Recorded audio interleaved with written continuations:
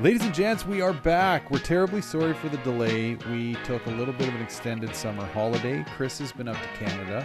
He's also been down to Detroit, and he is now currently on his way back to Texas. I've been to Europe. Me and my eldest daughter went over and played her favorite sport, being ringette, in Finland and Sweden, and we actually got to see a little bit of Estonia as well. But we are now back in Canada, and we're back doing the pod. Now, Chris and I and his good buddy, and well, my new buddy through Chris, Kevin, decided to sit down just the other night and record this on the fly. It was super late for them. It was even slightly late for me, but they were 2 hours ahead of me, so they were way worse off than I was. At any rate, we wanted to get you guys a little bit of an update as to what's been going on in our worlds, so we hope you enjoy this podcast, catching up with me, Chris, and Kevin on all of the happenings over the last few weeks. Please enjoy.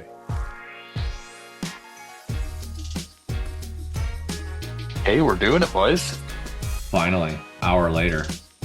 Holy fuck, hey, the hoops we had to jump through to make this happen. Well, I know it's a little, well, it's definitely later for us because we did come out of the Eastern time zone, but I figure if we got this done today, then that means the people could only complain that we were gone for 2 weeks versus 3.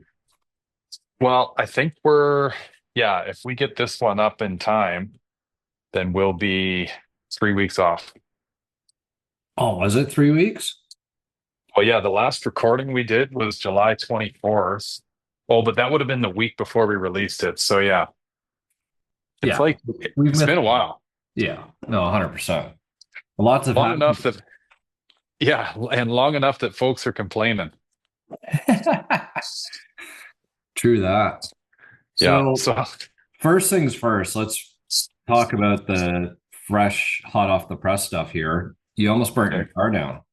Dude, this is, I've actually got like shit all over the place in my home garage here because I'm like tending to the wiring right now, which isn't the end of the world because I've only got about 4 inches of cremated wire. But yeah, close call. We go out for a cruise is the way the story starts, me and the wife. And I thought, I'll just maybe stop and grab some fuel on the way home, maybe about 1.5 miles from the house. So pull in, got the pump going. It's a nice night. I'm like, maybe I'll pop the hood, check the oil, right? Pull the dipstick back in. And I'm like, well, alternator's new, right? Maybe I'll just walk around and have a quick look at it. And as I get around to my passenger side, I get this whiff of like burnt sheathing, right? Like wiring. Like, what the fuck is going on here? No flames, no nothing. Hot to the touch, like hot enough that, I mean, the plastic grommet that's kind of an isolator on the back of the alternator, like my finger stuck to it. Oh. So, yeah. So anyway, I'm like, well, fuck. I didn't have any sign of any failure on the dash. Like, didn't have the amp light come on. My gauge is working fine. So I'm like, well, what the fuck? Why is this thing burning up? Anyway, get it home, pop the hood, have a look. Can't see anything. Pull all the looming away from the wires and stuff. And yeah, it's just like 4 inches right off the 12-volt stud of the alternator is all burnt to shit. Wow. So have you done any further investigation than what you have on your video? Nope, that's about it as far as like running the tests that LMR wanted me to run on it to, I guess, see if they can figure out what's going on with it. But I mean, based on what I can tell, this alternator wants to be a welding rod.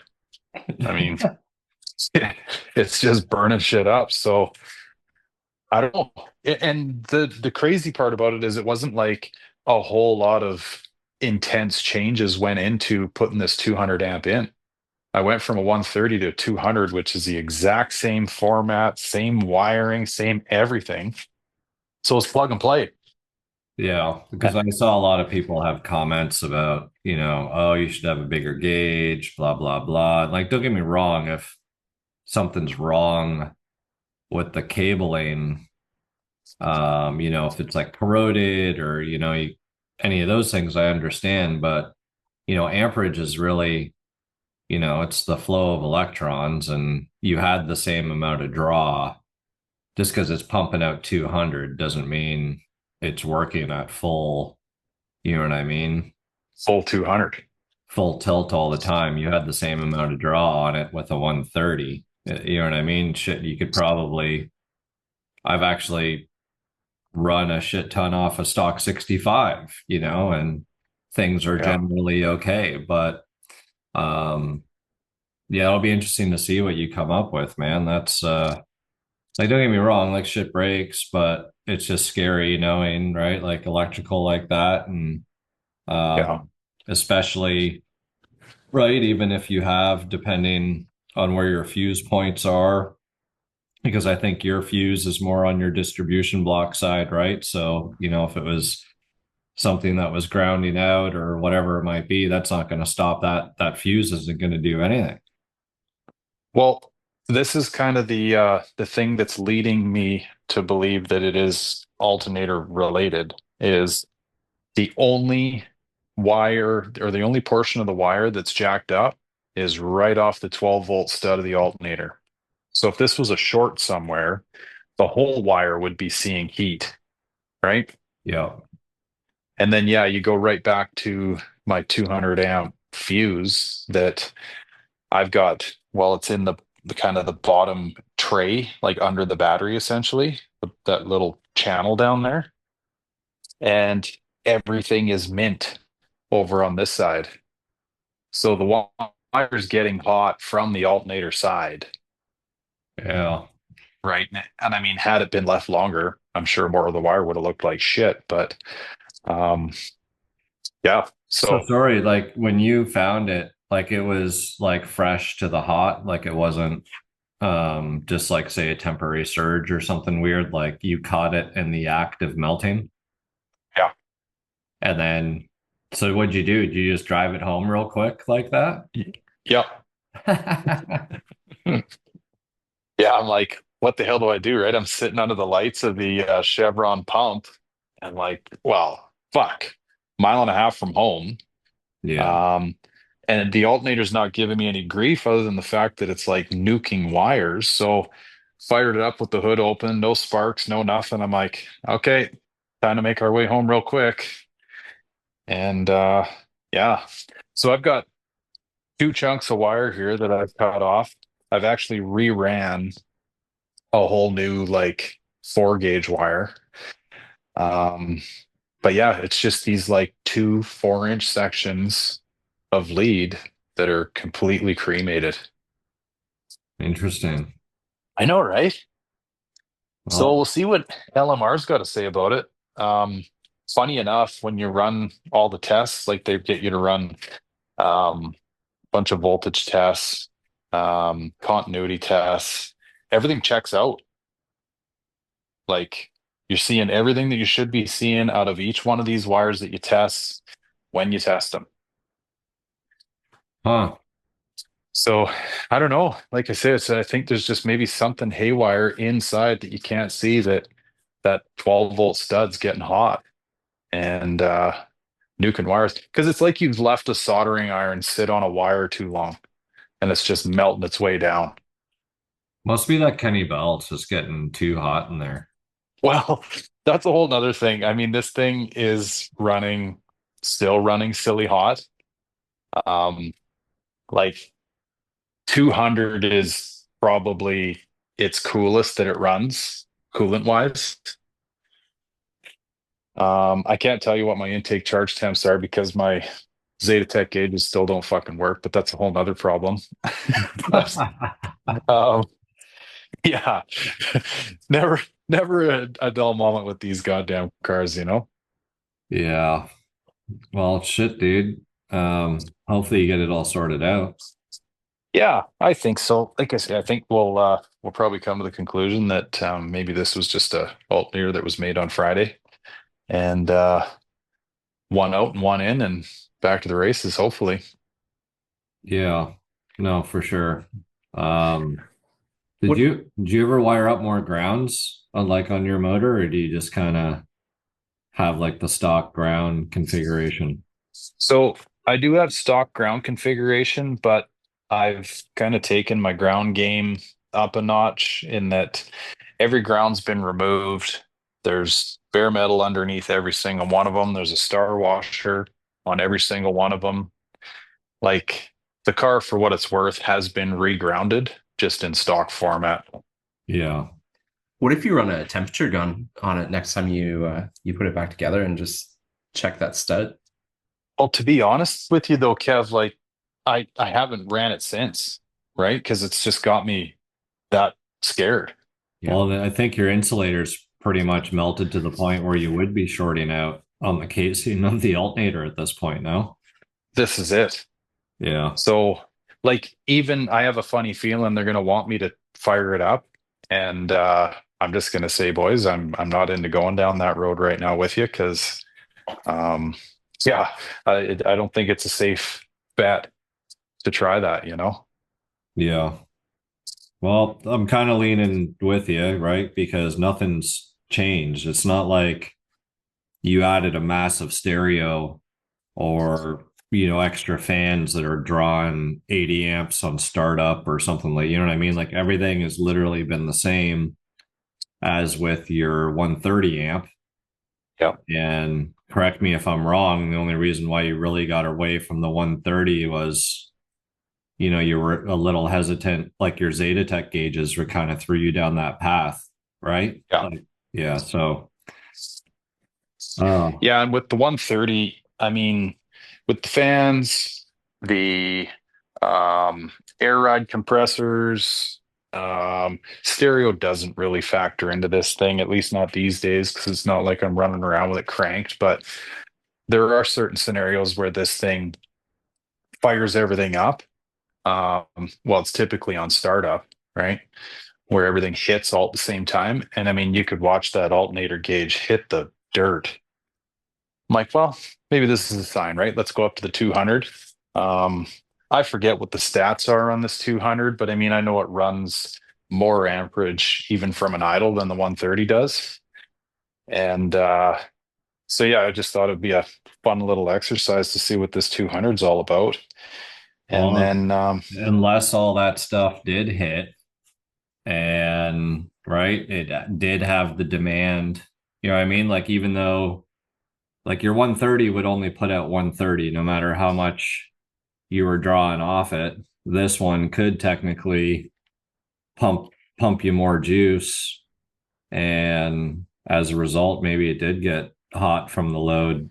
um yeah, that'll be interesting to see. Like you might need to actually get like a proper amp gauge going in your car just to see what that draw looks like when everything hits. And then you might want to look into like those delayed relays like I put in that twin turbo car, just that like, you turn the ignition on and it doesn't, the Volvo pump doesn't turn on for 20 seconds and the right. fans don't come on for 30, just so that way everything's not all at the same time. And like I'd say it's really just your air ride compressors, maybe more than, what I mean, more than anything. But like, do both your compressors come on at the same time? Are they that way, or is it like you got redundancy? Like if one quits, the other one goes on.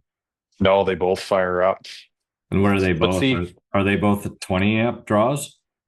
uh, to be honest, I actually don't know what the amperage draw is on them. They're those Viair compressors. Yeah, because I know like the Thomas that Ride Tech uses, I want to say, yeah, it's only a 20 amp fuse. Like it's nothing crazy. Like maybe the Viairs are 25 or 30, but like you usually don't see much past 30 in automotive unless it's got, you know what I mean, some big relay or its own fancy wafer fuse in there.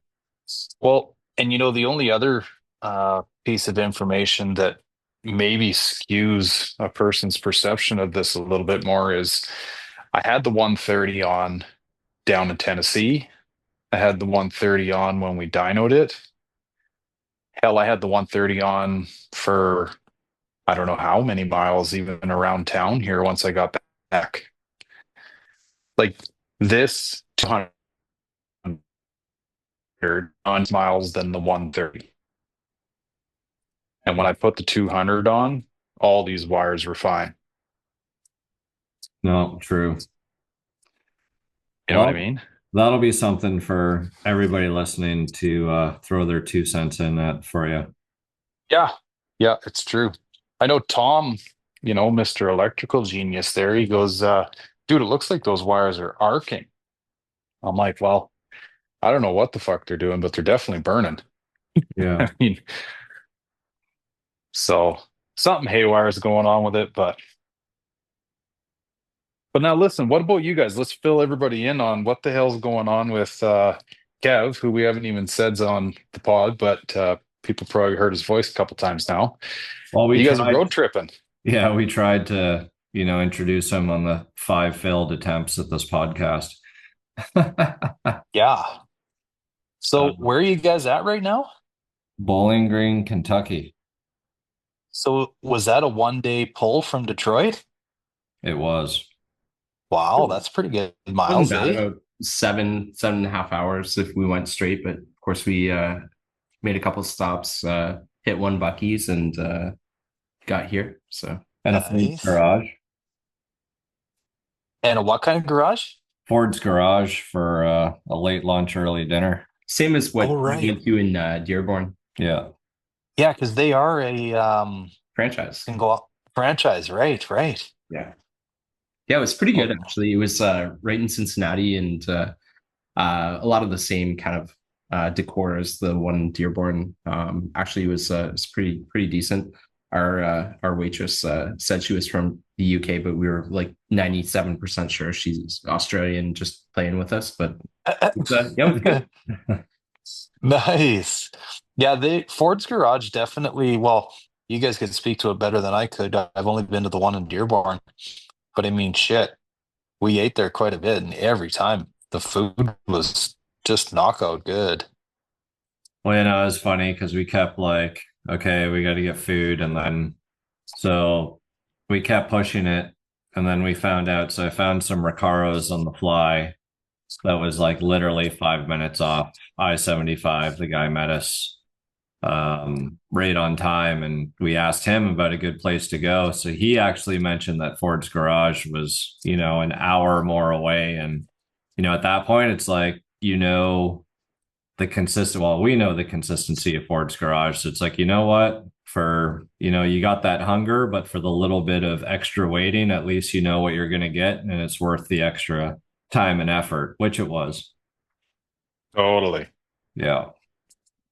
Okay, so and this is all fresh off of the Woodward, Yes. Yeah, the Dream Crew. right? Yeah. You were greatly missed this weekend. Was I? Shit. Yeah, of course. So it was a good showing, hey?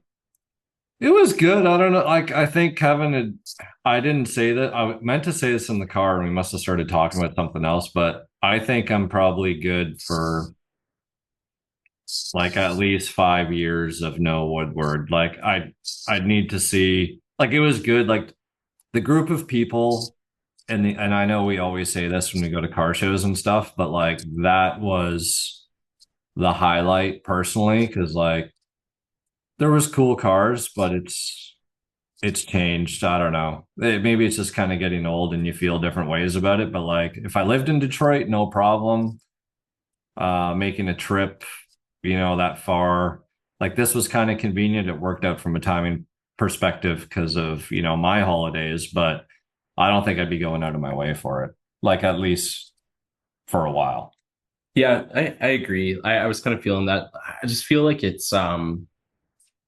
felt way smoother the last couple of times that we went. This time it was just, there was a ton of Corvettes. Yeah, too many Corvettes. But no, it's just like, I mean, it was just congestion, and it was to the point of aggravation almost. But I mean, like the whole vibe and everything was still there, but it was just, yeah, like it was. If it was your first time, I think it'd be like, oh wow, this is pretty cool. But Right. it was if it wasn't for all the people that came, it would probably you'd probably be okay if he didn't do it for a while. Well, see, and I find that's the trouble, especially with these great big shows, is, you get that many people in one place, all trying to cruise around and enjoy themselves. And I mean, all you do is just end up sitting in traffic overheating. Yeah. Well, yes, so there is that aspect. I guess the nice thing about Woodward is, you can choose not to cruise and you can sit and just watch everybody else hate their lives being stuck in traffic. But um, the old guys are dying, man. I think that's probably my biggest concern here is the fact like we're losing the history, like losing the people and the culture and the vibe that Woodward was. Like those people are leaving us exponentially right now, and I think that that's probably the biggest demise because, like, don't get me wrong. Now you're just getting a lot of leased cars. Well, we saw like a 1985 Sunbird convertible, like Right. okay, kind of cool to see, but like I don't want to see a Sunbird. Actually, Kevin did the math, right? Like we're cruising in this 90 Fox, which is 35 years old. Yeah. And so if that was brand new, what was the math? It was like a 57. Yeah, so if you were in 90 Okay. cruising a 35-year-old car, whatever it was, right? You'd be in a 50s car. Right. So yeah, 55. Yeah, so you'd be in like a 55. So it's I don't know, man. Way too many Corvettes. I've never seen so many Corvettes. Like last time we went, we complained about all the Chargers and the Challengers and all the Hellcat people, but this year was Corvette City. This time. Well, seeing too many Corvettes, but hearing too many S550s and their disgusting sound. And like the BMWs with their that fucking crackle pop tune, those burble tunes and shit. Right.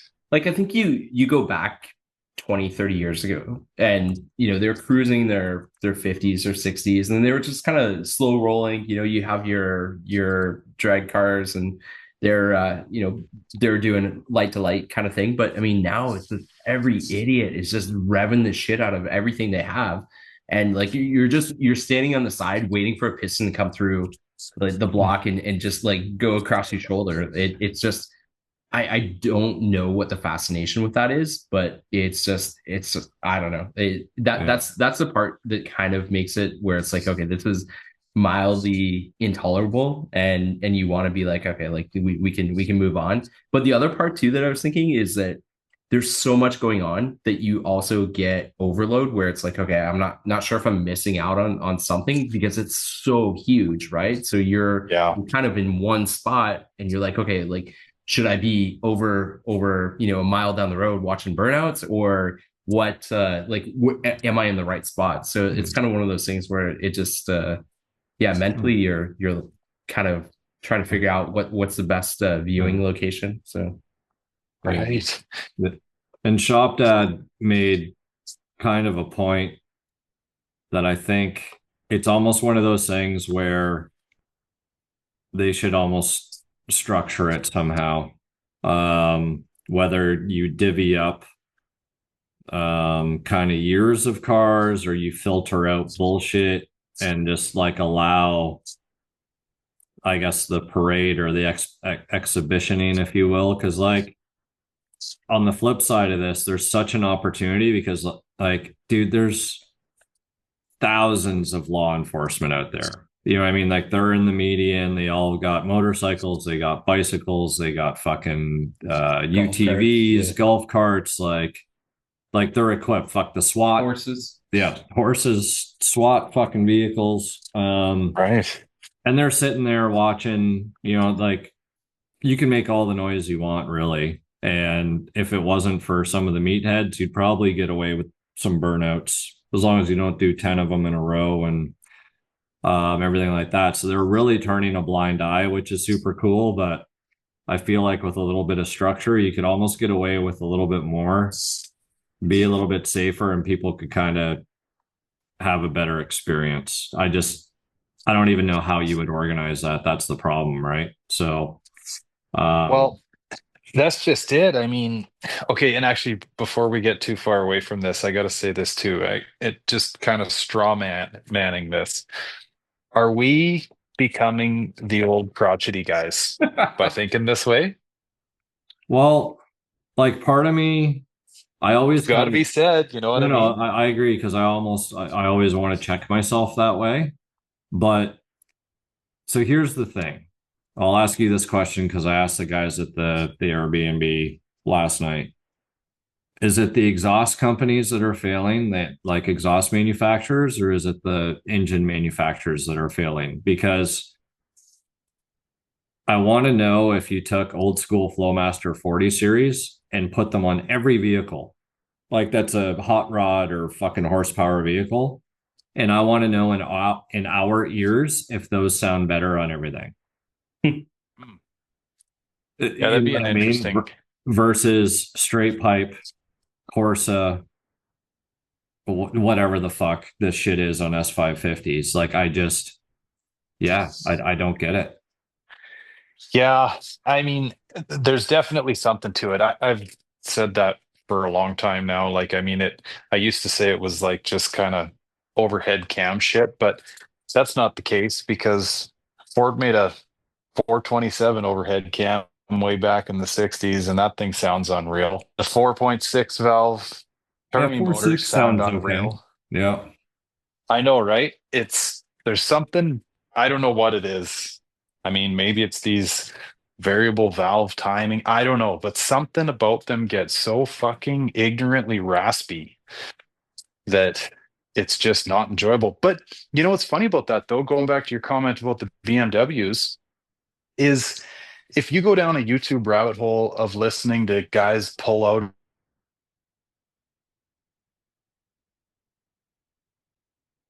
shit that North Americans don't like. You know, like it's almost like blue bottles on a fucking square body farm truck. You know, like just that annoying pop where it doesn't have any fucking soul, it doesn't have any deepness to it. It's just an annoying sound. Yeah. And but again, I don't know. Is that what the old timers thought of us when we came through with the Flowmaster 40 series? Yeah. But I don't think you guys were sitting there and revving the piss out of it either, though. Like, I mean, No, back when we were, Well, there you know, was never a rev limiter to save you. true, yeah, yeah, right? you're gonna float the valve. Two steps were unheard of. Well, like, don't get me wrong, stuff revs higher now as well, right? Like, you don't like Coyote's what, 7 grand and change, versus a small block, which is, 665, unless you got a lot of work done. So, but Yeah. like with that said, right? Like, I, I don't know. They like a Mercedes or even a BMW for that point. Like, there's exhaust setups for those cars that sound good. Yeah. Mhm. I want to know where the exhaust setups that sound good on a Coyote are. Yeah. You know what's Yeah, they got to be impressive, out though, there. is those short bed F-150 four-wheel drives with the Whipple on it. Yeah, the Yeah. ones that make Gary pass out when he goes. Right? Like you don't hear those scream. They just, you just hear the blower whistle and that's the end of it. I mean, shout out to those guys. Yeah, I think there's something there for sure, Kev. Like there's a fine line of like when you start removing all the baffles of a muffler, Yeah. um, something goes to hell in those things. Because I mean, I even know like my mom's pickup with the 5 liter in it, it's just got full stock exhaust from Ford in 2017. And when you fire that thing up first thing, cold start, it'll rev itself up to like 1600 RPM or so. If you go around the back corner where the tailpipe is, it sounds nice. Like Yeah. it's just a nice little kind of throaty sound to it. But at the same time, I'm like, I know this thing can sound like shit. I've heard them. Well, it's the RPMs actually. I know the perfect analogy to that. I had this 86 Fox coupe that was a 3.8 V6, pure straight pipe. Right. and you would start it up, and for the most part, you would almost swear it was a V8, and it sounded good till about, like you said, like 2000 RPM. Yeah. As soon as you got beyond that, it was like, this is the most annoying thing ever. And it was, you know what I mean? And it was not enjoyable, because if you got it up to 4,000, you let off the throttle, then it would backfire. Yeah. Remember that? Yeah. But I guess thinking of back to that, how old was I when I had that? What, 18, 20, Yeah, probably something? 20.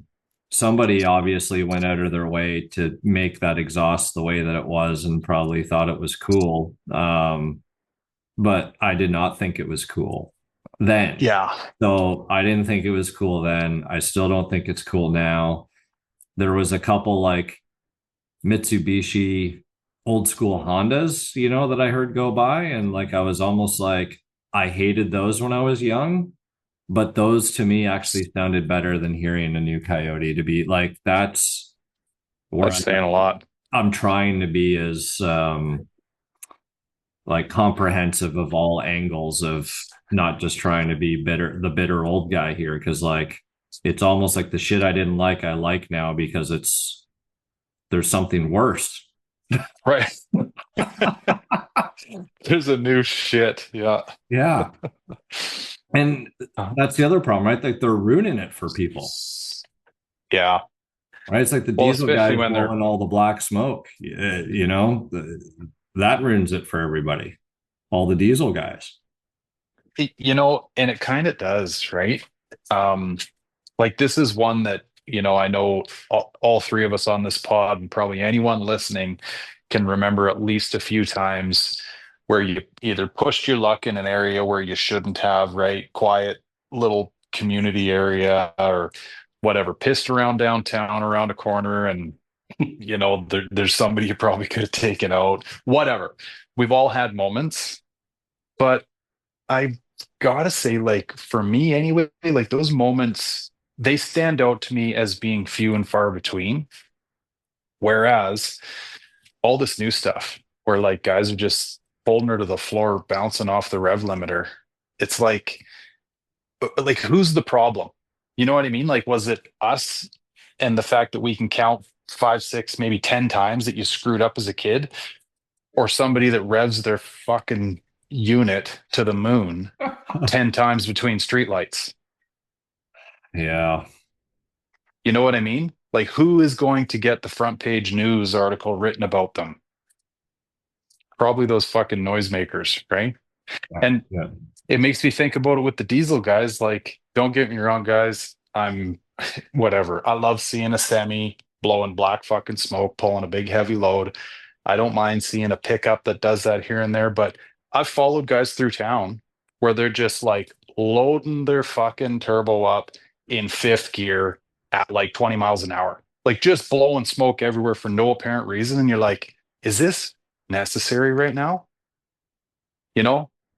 Plus, for Yeah. us living in British Columbia, I mean, fuck, you got every Greenpeace fucking retard standing on the sidewalk taking pictures, like you're wrecking it for everyone. Yeah. You know what I mean? Like, stop. Yeah. So, but I don't know. That's an old fogey thing to say too, boys. Like, are we getting older and wiser? I don't know.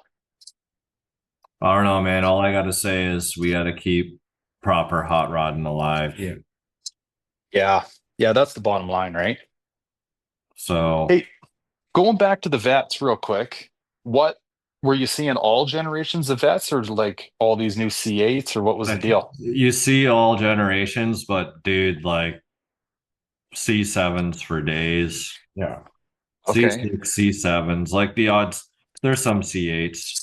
There's a few like C3s rolling around. They were, I mean, pretty mild. Usually like the older guys cruising in them, but yeah, it was primarily C8. We actually saw a C8 ZR1, Ooh, 1064 horse, like right out of the box. yeah, that thing's a fucking beast, eh? Bananas. Yeah. Mustang Cool. Alley was pretty cool. Bill Butler was down there, and our boy Michael Johnson, but dude, it was hot. Like, I mean, Texas hot. Really? Yeah, so people were they were melting, and Bill and and Mike, they were gone by 1, and we had pretty much just kind of got there, and we were in a Mexican restaurant, so we didn't catch them, but saw some other cool shit Saw down there. GTD. Yeah, saw GTD, which Oh, is, cool. Yeah. next level, not even a Mustang when you really think about it, but cool to see. Well, Saw fuck, some dude, for dogs. you to say that it's hot, that's something. Because I've worked with you. So Uh, that's fucking hot. yeah. Saw some donks, which was I like to see those. Saw some Lincolns. We actually stopped by Detroit Steel Wheel Company. Um, Nice.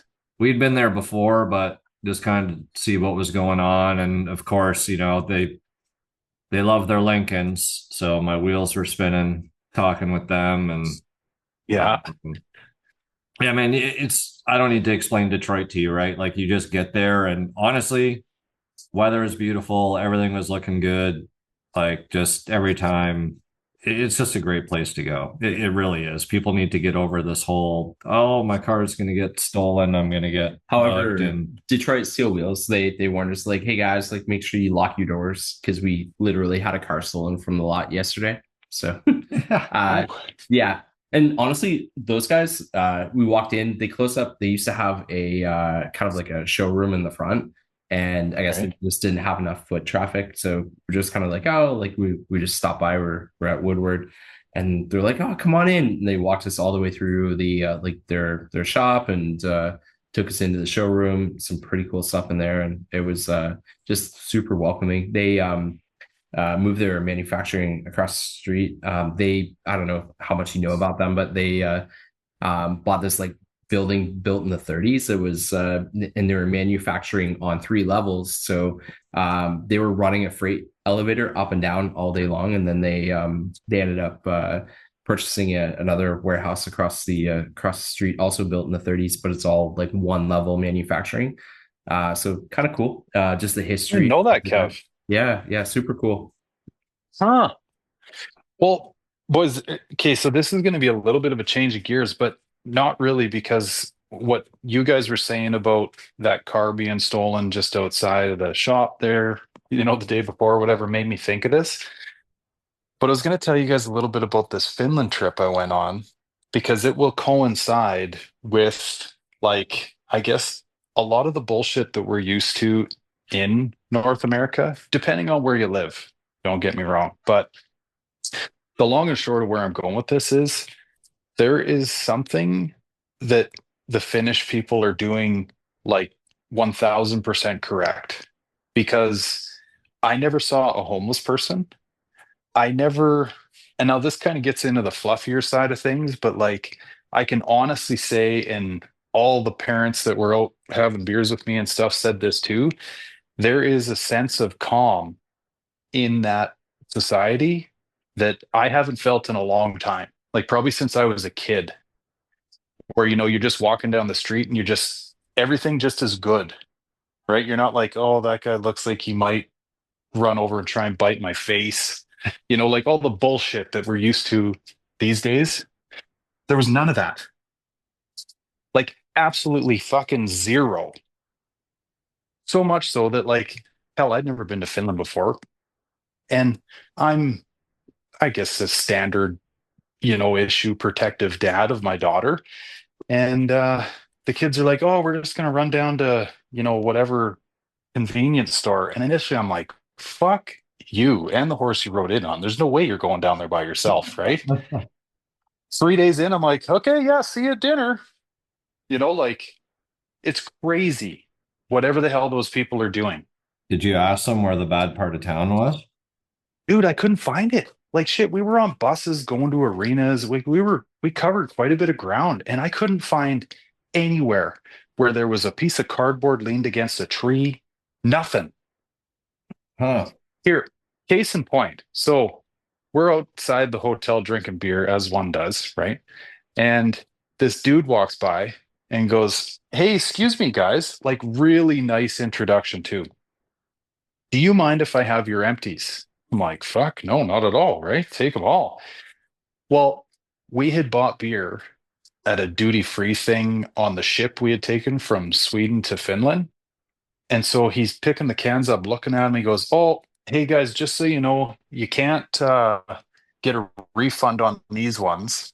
I'm like, "Oh, just leave them here. Don't worry about it then, right? We'll get rid of them." "No, don't worry about it." He says, "I just wanted to tell you about this." He says, "I'll recycle them for you." I'm like, the fucking homeless guy or whatever he is teaching us about refunds on cans, right? Which actually, there might be some Americans listening to this going, "What the fuck is he talking about? Refunds on cans?" The Canadians know what I'm talking about, right? We get 10 cents back a can or whatever. Deposit. I think they do that here too.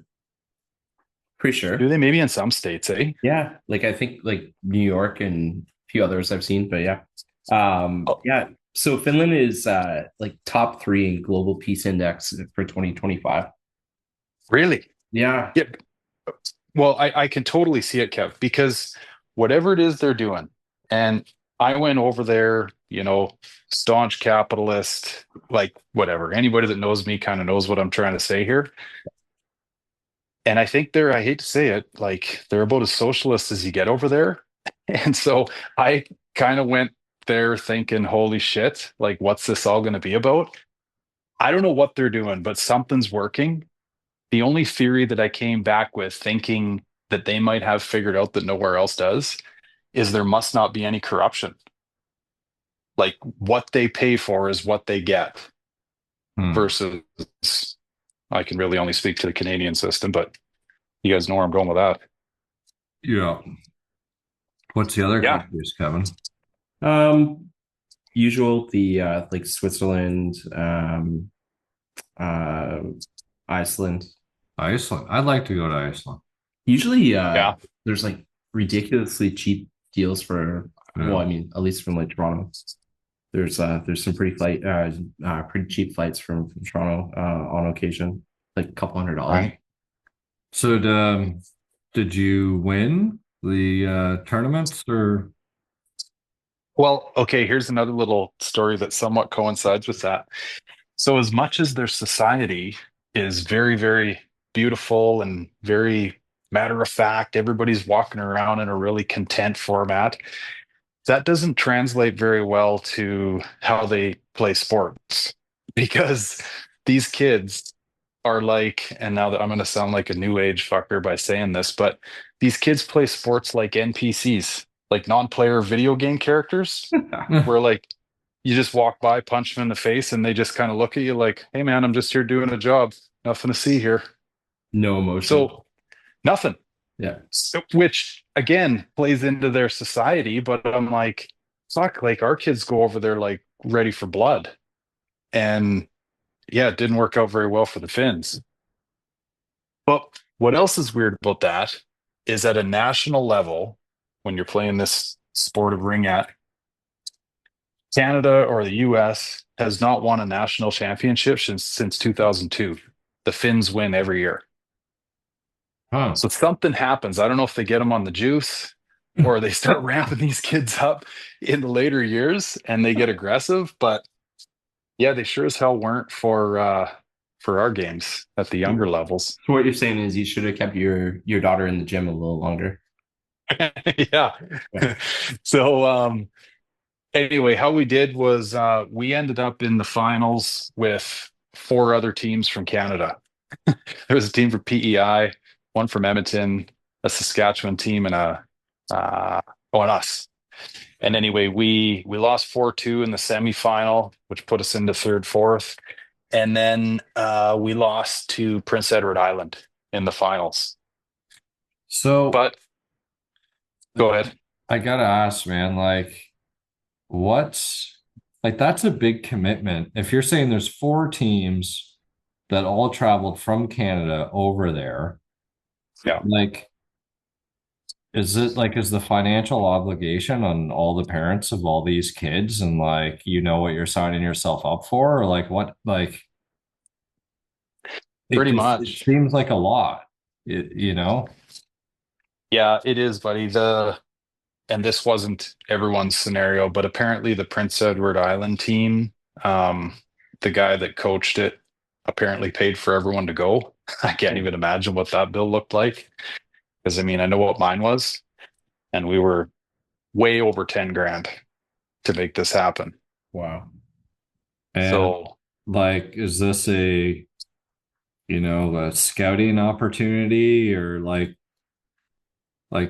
does this potentially lead to something? I guess is my question, other than just the fact of, you know what I mean, saying, oh yeah, no, I played in that ringette and we won and got to go abroad. Like, is there from a competitive, I guess, sports future, or is this just more considered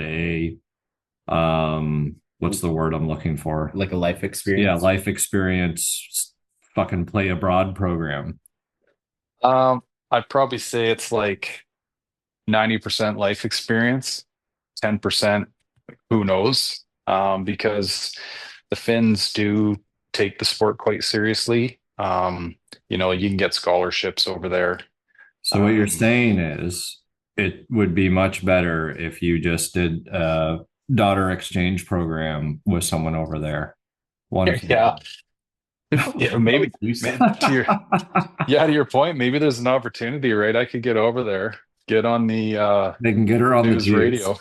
get her juiced Yeah, up, send her back to you, and she's just going to annihilate the competition in Canada. right. Yeah, Yeah, there's it's no, I mean, probably the biggest thing would be the life experience because the kids, I mean, as far as this sport's considered in North America, there's really just a brick wall at the end of it. So this is kind of a Can lot she of kids' pivot ways of saying you into did it all. regular hockey? And Well, Kev, it's funny you should say that. Two of the three are pivoting this year. hmm. So yeah, Abby and Sadie are going hockey, and Kaylee, my oldest, that was in Finland with me there, she's hanging on to the ringette dream. So Nice. mhm. How's the beer? Yeah, beer is unreal, buddy. And Like, you know what it is? It's like a whole bunch of just slight variations of Yingling. okay. Like it's just beautiful beer. Down and dirty, nothing snappy, nothing fucking fruity, nothing whatever. It's just beer. Well, that's cool. Well, funny enough, we're actually trying this garage beer. yeah, they had it out at Bucky's, so we grabbed it. So It's actually not bad. Oh, It's an easy drinker. yeah. Yeah. it's only 4%. Yeah, it's like Miller Lite. Well, which we all know Richard loves to drink, so he probably just changed one ingredient slightly and called it garage beer. Oh, is it a Richard Rollins beer? Yeah. Yeah. Oh, okay. Actually, that was another thing in Sweden and Finland. So you can buy beer in the convenience store as long as it's under 3.5%. So that's pretty much water. Yeah, canoe beer or sex in a canoe, fucking near water. Um, yeah, and then if you wanted anything with some bite, you had to go to the proper store. But like all of their beers were probably like right in and around that kind of what we would consider a light beer status, 4.5. Okay. Yeah, but yeah, just really good, wholesome beer, if that makes any sense. No, it does. Yeah. And then what was that Foxbody that you were in that you posted? Oh, right. So this fella by the name of Ollie lived or lives in Sweden. And the way the story of this car goes is a school teacher brought that thing over in 79, brand new from the factory. And she had it for, I don't know how many years he told me now, but anyway. And then his dad ended up getting it. And his dad passed away. And I think Ollie got it in the kind of the will or whatever. And he's had it ever since. And this thing, I've never seen a 79 that clean. Like, I mean, immaculate clean. Hmm. So yeah, he whatever messaged me on Instagram there and said, "Hey buddy, I'm driving by your hotel here if you want to come out and see this thing." And Sure enough, out I came, and there it was. Um, yeah, like mint, mint, mint, mint. Sweet. What color was it? Like kind of a, well, actually, I think it's that like, what's the good brown? Bill's got he knows the proper name for that. What, the dark clove metallic? Yeah, that's what it is. So that's like the color that my 4i was. Yeah. All right. Speaking of 4i's, how's yours coming She's still sitting. for sale? Yeah. Jeez. Dude, the Canadian market is fucked. Oh, I know. I just bought Like, another car in Canada. did ya? Oh, yeah. Yeah, it's extra fucked. Well, I mean, I guess it's maybe good if you're a buyer and somebody really needs to get rid of something. Yeah, But I wasn't planning on being a buyer, but I shit you not. Shop dad's son comes to me. He's like, "Oh, guy I know down the road's got this Mustang with 11,000 miles on it." I'm like, "Get fucked." I'm like, "It's gonna be 111,000." He's like, "No, no, no, no." He's like, "For real. I'll set it up. We can all go look at it tonight." So he sets it up and we go over, and I shit you not, 93 Reef Blue and Silver GT, 11,000 original miles. really, Yeah. holy shit. Original owner? No. So it was originally a US car that was brought into Canada at some point, and he ended up getting it off like an estate auction or something. And yeah, he's had it for like 4 or 5 years, I think. And he's selling his property and downsizing stuff. He's got a couple other Fox bodies as well, like older dude. Like he knew Yeah. what he had, but he also knew that the market, especially up there, um, wasn't as strong. And he's one of those guys that just don't want to deal with the fuckery of Bullshit. trying to sell. Yeah. So yeah, we came to terms, and yes, I got another one to deal with. Reef on silver. Yep. Holy shit. So what's the deal? It's going to hang out up there for a bit and then you'll figure out how to get it down? Yeah, I'll have to maybe in October. So I am going back in October for my DECH event. So that was confirmed during my DECH documentary days that Yeah, I yeah, you got to fill me in on all this. I feel like I know more through fucking Sam than I do through you. So what's going on there?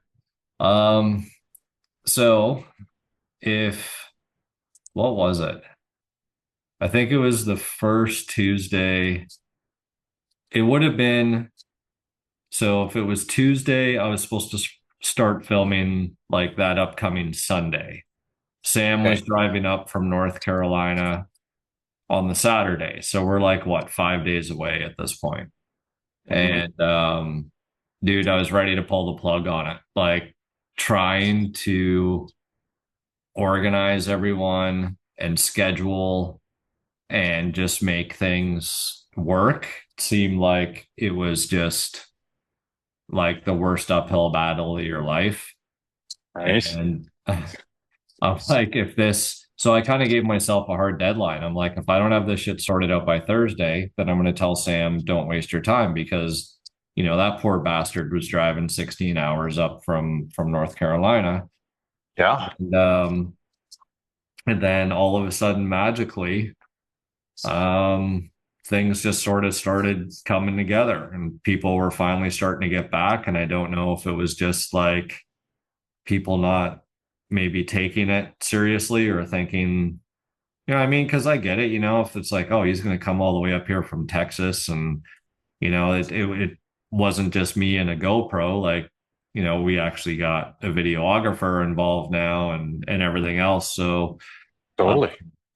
it worked out pretty good. So we got content of, a couple owners of Dutch cars, including Steve there with his T-top, which he finally got running. So it seems like most of his curses of the Black Fox have dissipated. Yeah, And didn't he think the motor was gone in that thing at well, one it point? was. It blew up. It hydrolocked and he blew a rod out the block. Oh shit. Okay. Yeah. So the what happened was pin something shorted out, kept the fuel pump on at all times with the ignition, so it wouldn't do the prime thing. Yeah. And normally that wouldn't be a big deal because the return is just going to dump fuel to the return. However, injector number 6 was stuck open. So Ay, ay, ay. yeah, it filled the intake up full of fuel, filled that cylinder up full of fuel, and yeah, so he ended up doing a new motor. Then he had brake issues, he had wiring issues, all these one thing after another. But no, it's driving, all's good there. Nice. And met a couple old OG DECH guys. So one gentleman owns DECH number 3, which Ooh. is still tracked at Mossport, Still and to this day. still to this day. And another Wow. gentleman, 84 years old, still instructing and racing around this racetrack. No shit. Yeah, in DECH number 25. So Cool. um, the 84-year-old was actually around and friends with Derek before DECH was DECH. So he had the whole story. And um, it was, which I didn't even know this. I guess Celine was up in 85 for a 24-hour enduro, and Derek was assisting from because Derek was into racing. It wasn't from a Dutch perspective. It was from, helping out with the race team, whatever perspective. Yeah. And that's what triggered him to say, oh, maybe, we should get into this. So um, learned a lot about that. There was a couple other gentlemen that had been around Dutch since the early days. And then, of course, Peter Hansen, right, the son of Derek, came and he brought this. There was always rumors of this big photo album that had tons of Dutch pictures from back in the day. And Yeah. of course, I asked everyone, I'm like, listen, guys, if you have anything that's Dutch related, please bring it with you or have it available, when we're doing interviews. And so Peter shows up and he hands over this massive, like what your grandmother would have, Oh yeah, the or old what your peel and mom would stick. have of you, right? Yeah. Just filled to the brim with all these photos. Everything from the International Auto Show to track days. There was a bunch of pictures of Steve's car when it was very first done in there. My yellow car was even in there. No shit. So yeah, no, it was pretty cool. And come to find out, there was 2 Dutch Corvettes Oh, that well, which would make sense. Hence the brake deal that he was running, right? no, exactly. So yeah, that all made sense. And it was the day that we had like the OG Dutch people together was, I don't even really know how to explain it, because it was like getting all these people back together in a room, and like, they're just going down memory lane and nostalgia and everything else. Sure. But definitely learned some interesting things about their approach, right? Like Derek literally turned customers away left, right, and center. Like they were pretty much like, people would walk in, they would be like, oh, I want these subframe connectors, or oh, I want this strut tower brace, or, just pointing at shiny parts that they see in a magazine. Yeah. And Derek could be like, if it doesn't improve the performance of the car, I'm not putting it on, and I'm not interested. So Wow. it was definitely its own little community, I guess is probably the best way to describe it, where none of them knew or were aware of the appeal from the design street perspective, i.e., the kit's getting bootlegged in these hundreds, if not thousands, of cars that were about the aesthetics and not about the performance. Right. So yeah, it was really Almost a snooty little group, hey?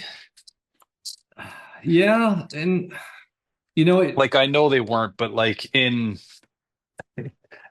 whenever it's like a gentleman's club like that. Well, it's not even a gentleman's club, right? You just had to follow Derek's rules or you're out. yeah. So funny enough, there's a gentleman that was there. So there's these two brothers. They're the Hawkins brothers. And the one of them, he he used to bust my balls when I was young. Okay. And I remember his username. It was he was called Guilt Trip on the Mustang forums. Okay. And you could just tell he was, about that performance. Excuse me. And not, about this, lower down to the ground street cruising cars. And Right. he'd always be that guy that would like comment, like not Aaron Styles, but Right. Just to name some names. yeah, just to name some names, like not like that, but like just enough to kind of like here's some digs. Yeah. And of course, I never really understood it. I just kind of thought he was being a dick or an asshole. Yeah. But after hearing the way that they spoke about DECH and everything else, there was at one point we were doing like an open roundtable and they said something and I turned to him and I'm like, man, no, I understand why you were busting my balls back in the day now. And he laughed and, like we shook hands and it was like, no disrespect. Like obviously at this point he understands what I'm trying to achieve and do. Right. So, yeah, no, man, it was just super, super neat, super emotional. Obviously, a lot of people talking about Derek and right. So Peter's kind of there and it was, I guess, an opportunity to give, I guess, what is it? Like the respect and the recognition to Peter as well. Because without Peter, DECH really never would have existed either. Like Peter was the driver. Peter was behind like a lot of the R&D later on with things. Just he's When you say driver, do you mean physical driving or just driver behind DECH? No, like a physical driver. Okay. So that picture of that red SN95 that I have on two wheels, like that was Peter driving that car, and he was literally he did that lap after lap after lap, getting that car higher off the ground off two wheels, just for that magazine shot. So it's all these things that I just literally never knew because I was too young, at the time, and there just wasn't the documentation about it. So like to get all this information was really really cool. Because especially, these guys are all getting old. Like I said, you got these guys in their 80s and everything else now that, when they're gone, this information will go as well if it's not documented. That's why we give our friend Bill Butler such a hard time, right? Like, yep. Bill, where's the Butler encyclopedia of Foxbody, So totally. Yeah, man. So Peter was quite open to having this DECH day at his last track day of the year in October. So we're going to make it a DECH day. Follow up with interviews of people that have, whether it's a real DECH car or a clone tribute car, whatever you want to call it, anybody interested in it. And, that was kind of the point. Like I asked a lot of questions about Celine. So there's going to be a lot of that in there. Nice. Asked a lot of questions just about how that community was. And I also got the perspective from, well, you met my old painter Boogie. Yeah. He said him personally, he installed over 300 bootleg DECH kits in his time. And then another painter that I know said that between the shops that he's owned, they installed over 1,000. Holy shit, hey? So I literally said to Peter, I'm like, Peter, what if I told you that I know that between two shops that there was like 1,300 bootleg kits put on Mustangs, in the Toronto area. And he just was like, I guess I should be flattered. And He was like, honestly, I was never aware. Wow. They were just too busy on the racing and their own community. Like they didn't, if it wasn't functional and it wasn't on the track, they didn't care. It's just, so really, really neat stuff. So That's wild, hey? yeah. And the best part of Sam, which I really want to thank, for him not only making this ridiculous journey, and doing, all the filming and stuff, because it's not easy, to do by any means. But man, he was like drooling. Like after the first couple interviews of just not even the DECH guys, just the owners, Yeah. he's like, man, I've never met people that were so passionate about like not only just their Foxbody, but like the brand and the everything behind what DECH was. So I think we're going to kind of be able to put that, like I said, sense of community and differentiate that, hey, this isn't Canada's Selene. Right. So yeah, it was good. It's wild, man. I'm really looking forward to seeing more on this because like just that stat alone of the bootlegged body kits is wild to think. Like if you were to parallel that with how many cars show up to Foxtoberfest, there's more bootleg DECH kits out there than the biggest year of Foxtoberfest. Yeah. And that's in like one province or one state, really. Yeah. So Like when you start thinking about that was the importance, right? Because like I kept trying to say, like, if you could explain, and they said like back in the day at any car, any Friday night meetup or any show that had Mustangs, it was like 30% of them had a DECH kit on them. Right. Well, and the thing that blows my mind is, we've sat here and tried to imagine how many, respectable foxes are still in the wild. So to think that 1,300 of them were rocking a DECH kit at one point in time, most people have seen 5 of them, 4 of which have been yours. Like, you know what I mean? That's 1,300 fake one. Yeah. 1,300 what, Kev? Fake. Yeah, Like no, that. totally. But I mean, just Yeah. from the aesthetic, you know what I mean? Like the look of it. Like that's staggering to think. I mean, even if half of those haven't been sent to the crusher, there's 650 of them in the province of Ontario. Yeah. Like that's a fuckload, man. That's crazy. Like even for me out west, right? And I've shared this story a million times, but it's like it never really hit my radar here either. You know?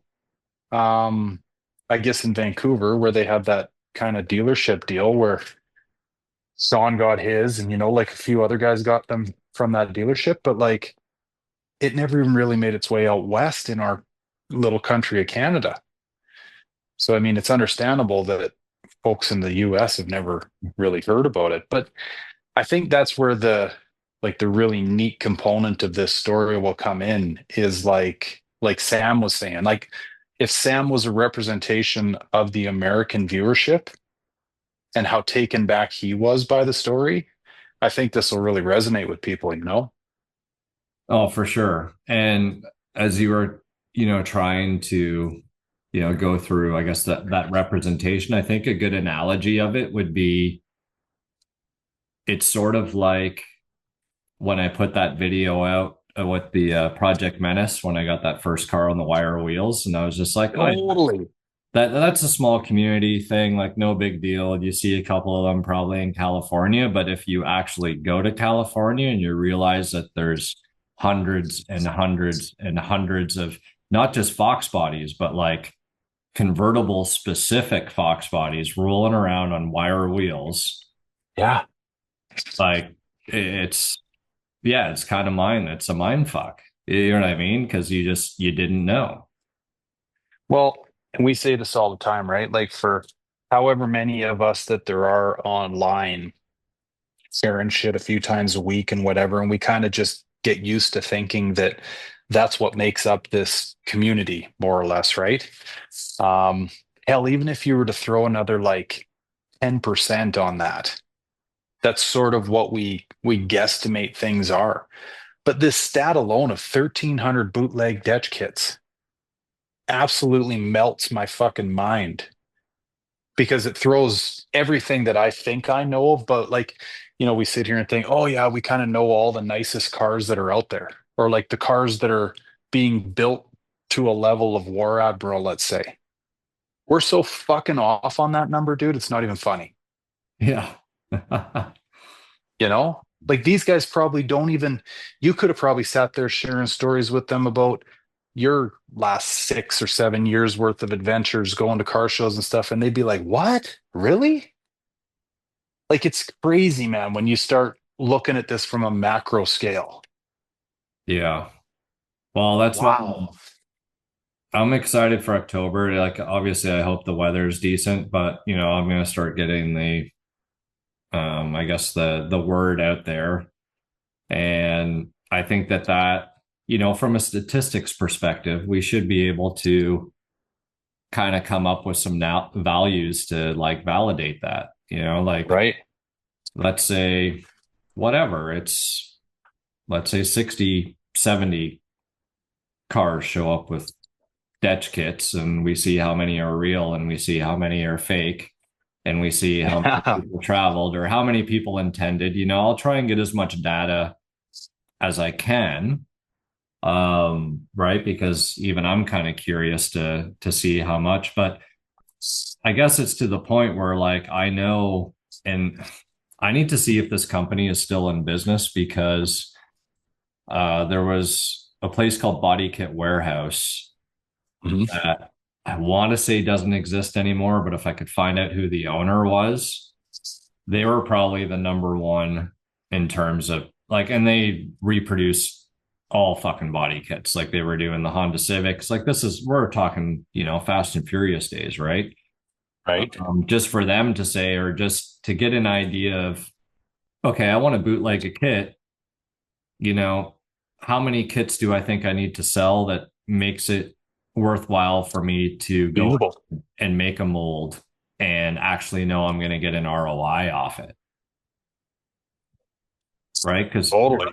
you're not going to bootleg something if you don't think you're going to make money off it. So, the 1,000 number alone, like that makes sense to me. But like, again, that's one guy that worked at very, whatever, call that 3-4 shops in his career. But like, that's not even accounting for all of them, right?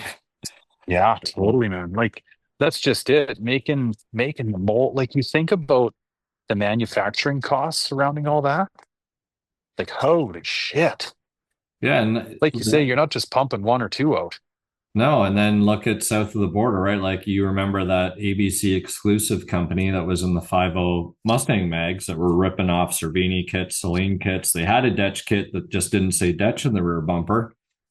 Oh. Like how many of those did they sell? Like how many are just hiding in the US, again, to your point, that we just never seen, that were quite possibly built back then before the internet was sort of the internet. Because yeah, I'm sure there's tons that were, installed, painted, whatever, maybe got ripped off or the car got crashed or whatever else. There's it's like asking ourselves, oh, does Cervini still make hoods? Like how many more hoods could we need out in the market, or how many more Foxbodies need a 5-bolt 4-wheel disc swap? And I've done 6 in the past couple of months. You'd think they're all done at this point.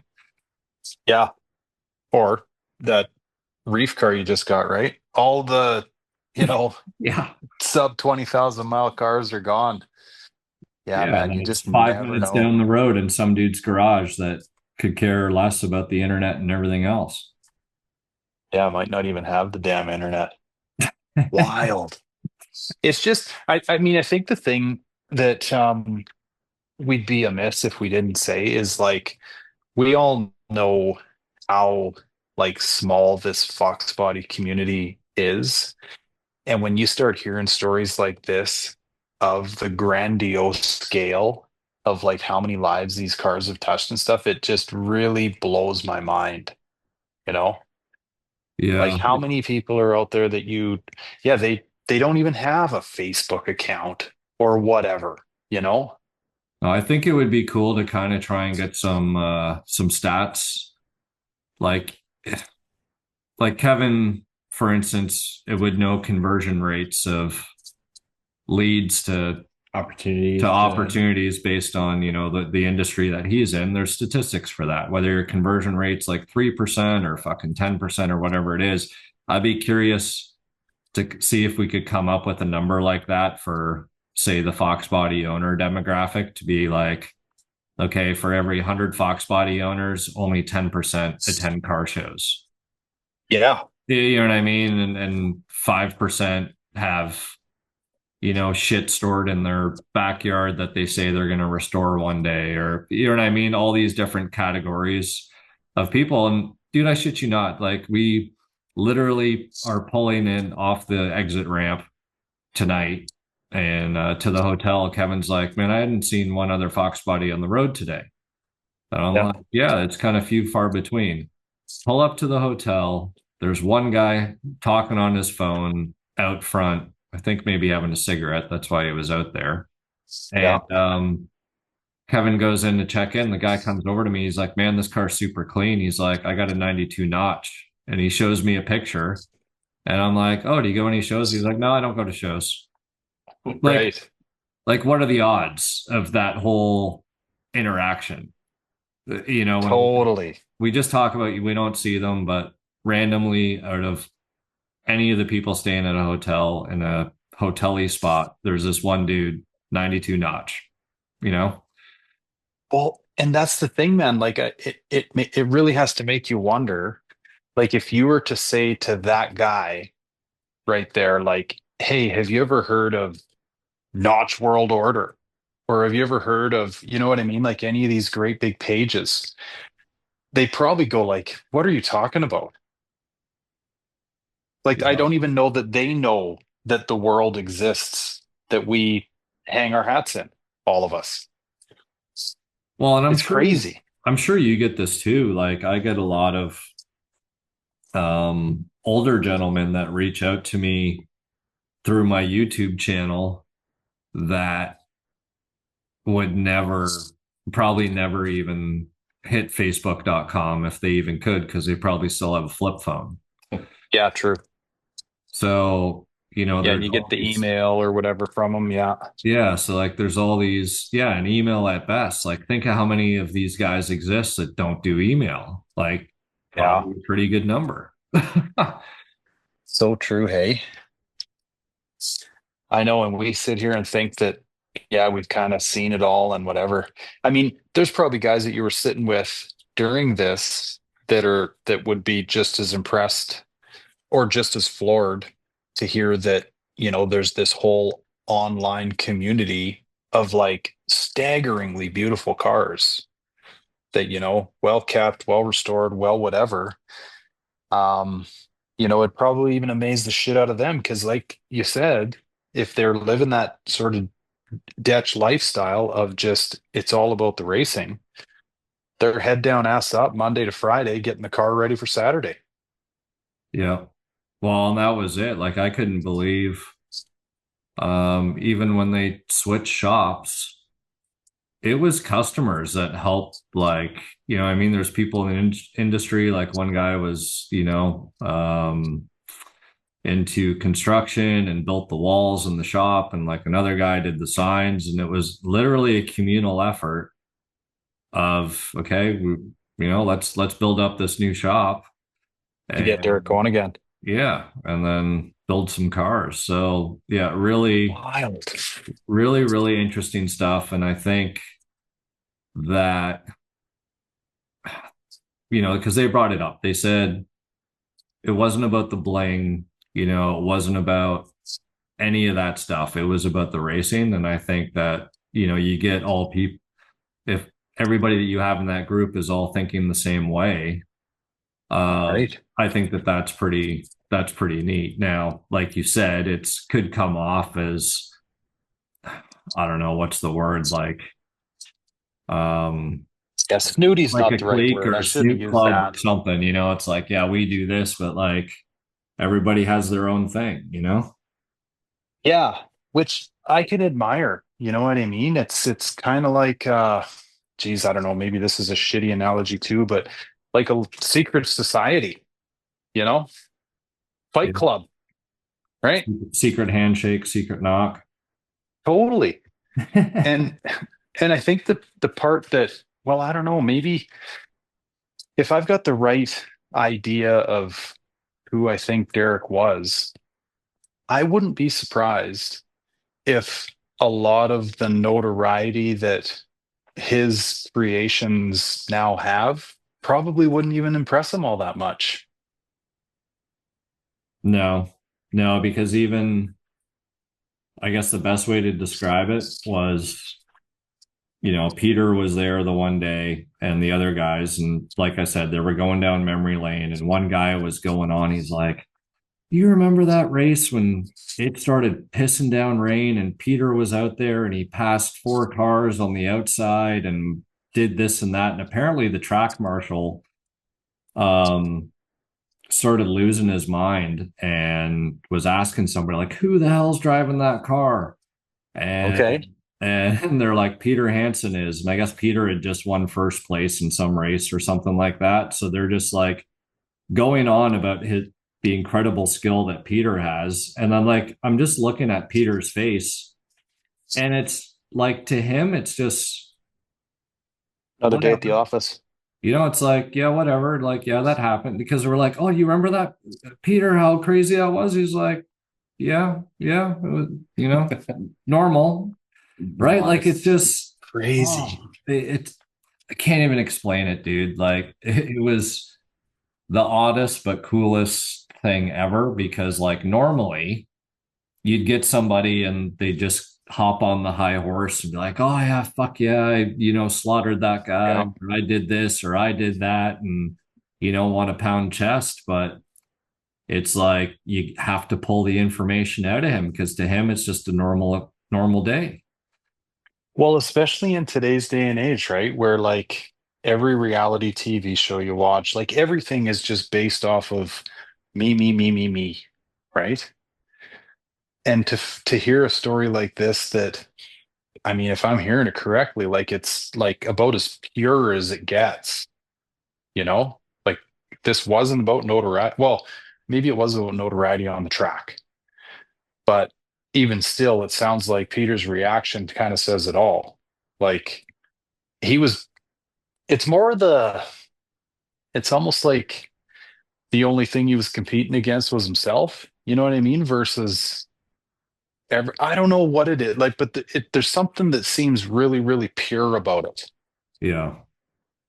and that's fucking neat. Because again, especially in today's day and age where you don't see a lot of that, those are like the movies we watched in the 80s and 90s, like just pure. Yeah, and I think that that's sort of part of the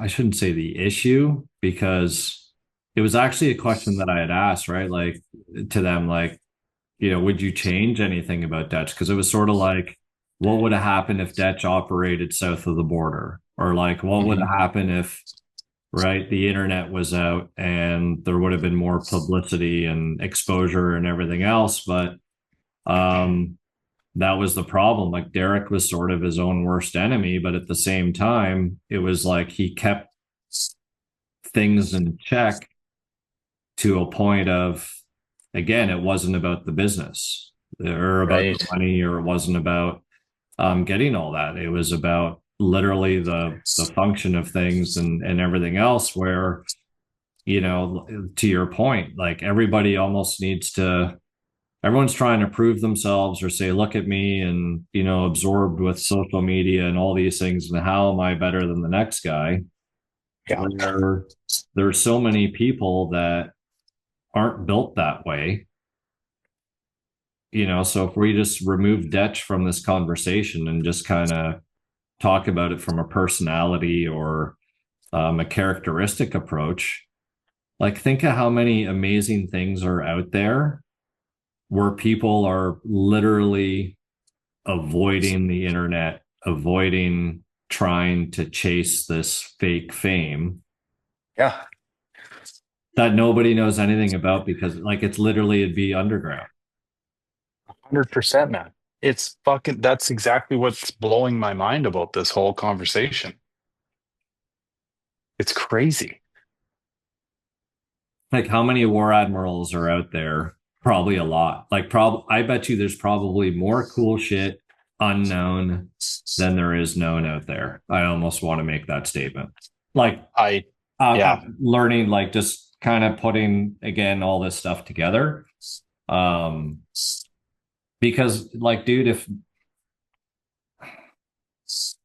like even me and you, like I feel like if we wanted to, me and you would just say, okay, fuck this. We're switching off the internet yeah, and just go the other way, you know? totally. Yeah, which I mean, I don't know, depending on how a person's wired. I know you and I have had this chat offline, but it's like, some of us are just wired to think like, man, what would it be like to just go off grid, and say, fuck it. Because like for me, like that's the style of, or that's the angle that my love for these cars comes from. You know what I mean? Now, don't get me wrong. The fact that we've found this avenue to like share it with others just amplifies it that much more. And I'm sure the guys that were in that room with you guys doing the round table are probably thinking the same thing. They're like, holy shit. Like I didn't realize there was more than just Mossberg. Like there's this whole other community out there. Maybe they are, maybe they aren't. I don't know. But I mean, to your point, yeah, I'd be the only trouble with going off grid is it'd be real hard to get parts. You'd, Yeah. you'd need like your own machine shop, right? Well, you'd need a Um, guy. You need someone to be like, hey, you know, he's on the yeah, payroll, and it's like, I get this is what we need. You figure out yeah. how to get Sherpa. We could hire a Sherpa to fucking hike mountains for us. it. But So, Chris, go I ahead, want Kev. to know, I mean, you met Derek, interacted with him quite a bit before you passed. I mean, did you get that same sort of authenticity from him, that sort of just like drive to just do things because he just wanted to better himself, like not necessarily himself, but like improve things? Like, did you, and just like that humbleness that Peter has, did you get the same? So, yes and no. The difference was Derek he'd be louder. Like, so Peter's kind of introvert. Right. Derek was extrovert. But with that said, like, Derek wouldn't be me. He would challenge you Right. with a question. So, like, his first question to me when I very first sat down to him was, why do you want to do this? Like, explain to me why I need to relive this nightmare of, my company being taken away from me from his illness and everything else, which everyone, if they're not up to speed, will learn all this and the doc stuff. But it was very much prove to me why, and I'll help you, or I'll challenge you. And I think why I'm confident in saying that now is because so many people, when I said, can you explain Derek? It almost seemed like he wasn't just like a racing coach. He was also like a life coach, right? Like the one guy was going on about how he gave him said, make sure you marry your best friend. And it seemed like even all those guys and their wives, like Derek was very respectful to like everyone in their families. So again, I don't know if that's just like from the community aspect of things, but there's just sort of that level that certain people have where they step away and then they actually want to hear from that individual. And it's like, if you can prove to me that you're worth having a conversation with, then I'm going to be your best friend. If you can't add value to like not only yourself, but to me in the conversation, then I probably don't want to know you. So there was probably some people that got rubbed the wrong way and didn't understand.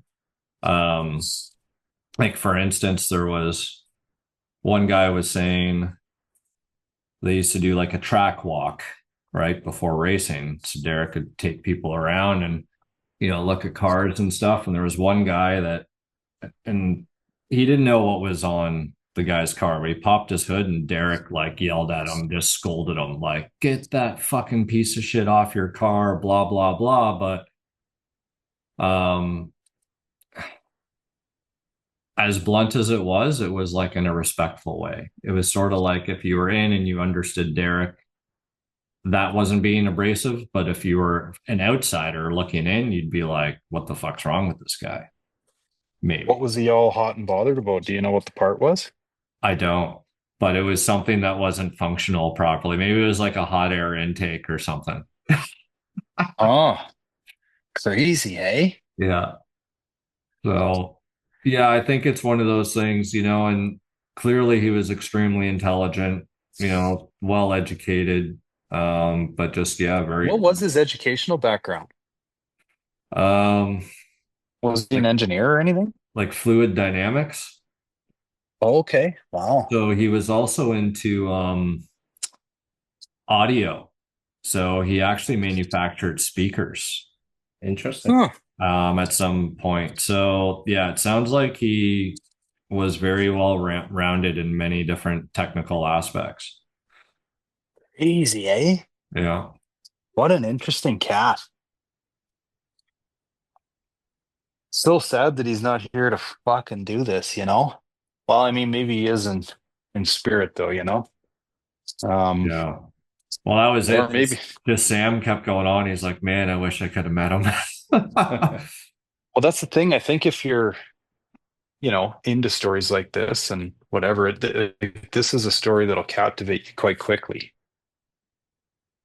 Yeah, because like it's more than just, you know what I mean? You can be like, oh, I don't like that body kit, but it's not just a body kit. And I think and it's not just the Canadian Celine, right? Like I think that those are the things that I want to try and I guess myth bust, if you will, Yeah. right from the get-go. And right, so it'll just be sort of getting that pitch out there so that people can see that, well, the body kit kind of came after the fact anyways, like that came later on, but like the amount of importance in downforce and all these other things, like there's so much that honestly I didn't even realize that they did or that they tried. And like between these different lips, between different hoods, so for instance, that heat extractor hood that like the Terminator Cobra style Mhm. that vents kind of backwards. Yeah. So even though that technically allows heat to get out of the engine bay, there's actually an extreme downforce advantage to that hood, just in the way that the air moves across with the way that is, which I never would have guessed that. Well, I mean, I can't help but think like, if you go back to like the GT40 cars and stuff, and I mean, it was just a massive hole in the hood, essentially right behind the rad, right? So it's like any air that's coming through the front of that car is going through that rad and then straight out the top of the hood and over the roof, which I don't know a lot about, whatever downforce and fluid dynamics and all that shit, but you got to think that it's doing something. Yeah. Keep that car more planted on the ground. And that 0304's Cobra hood is just, like a watered down version of that. Oh, exactly. So, and that's there's schematics. And I asked, I'm like, are all these, wind tunnel results and everything else that I managed to dig up, like, are these all valid? And he said, yeah, absolutely. And right, so Derek did instruct he did courses at University of Toronto, which is actually a very well-known institution. So, the links there as well. On So what? Like fluid dynamics and shit? I think so, yeah, because they also, from my understanding, that's where the wind tunnel was. So I think that there was access to it there to, make sure that these parts were doing what they were supposed to do. Right. Um, the variations with the wings, and then of course, like that aluminum wing that's, the SN95 style, which looks a little righty, but it's 100% functional. So, like, how can you knock something that's functional? Totally. Now, was there any parts that came up in conversation that you weren't aware of? So, amazingly enough, the old man, the 84-year-old had a crazy, what would you even call it? Um, like an oil sump. So instead of, like, I think I talked about this. So that, like on my M5 on the BMW, there's electrical scavenge pumps, when you go around a corner to take oil off the one side and pump it back to the other. Yeah.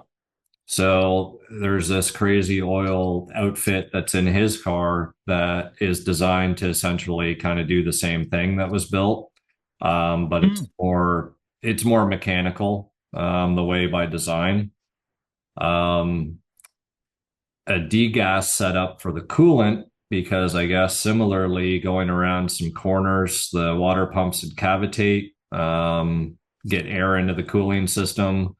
So I managed to see a crazy degas setup, which I think the SN95 Cobra R's had a setup like that. And Well, the 93R has a degas bottle on it. oh, maybe okay. So that one, and I want to say it was a Mazda part that they were using. So that was neat to see.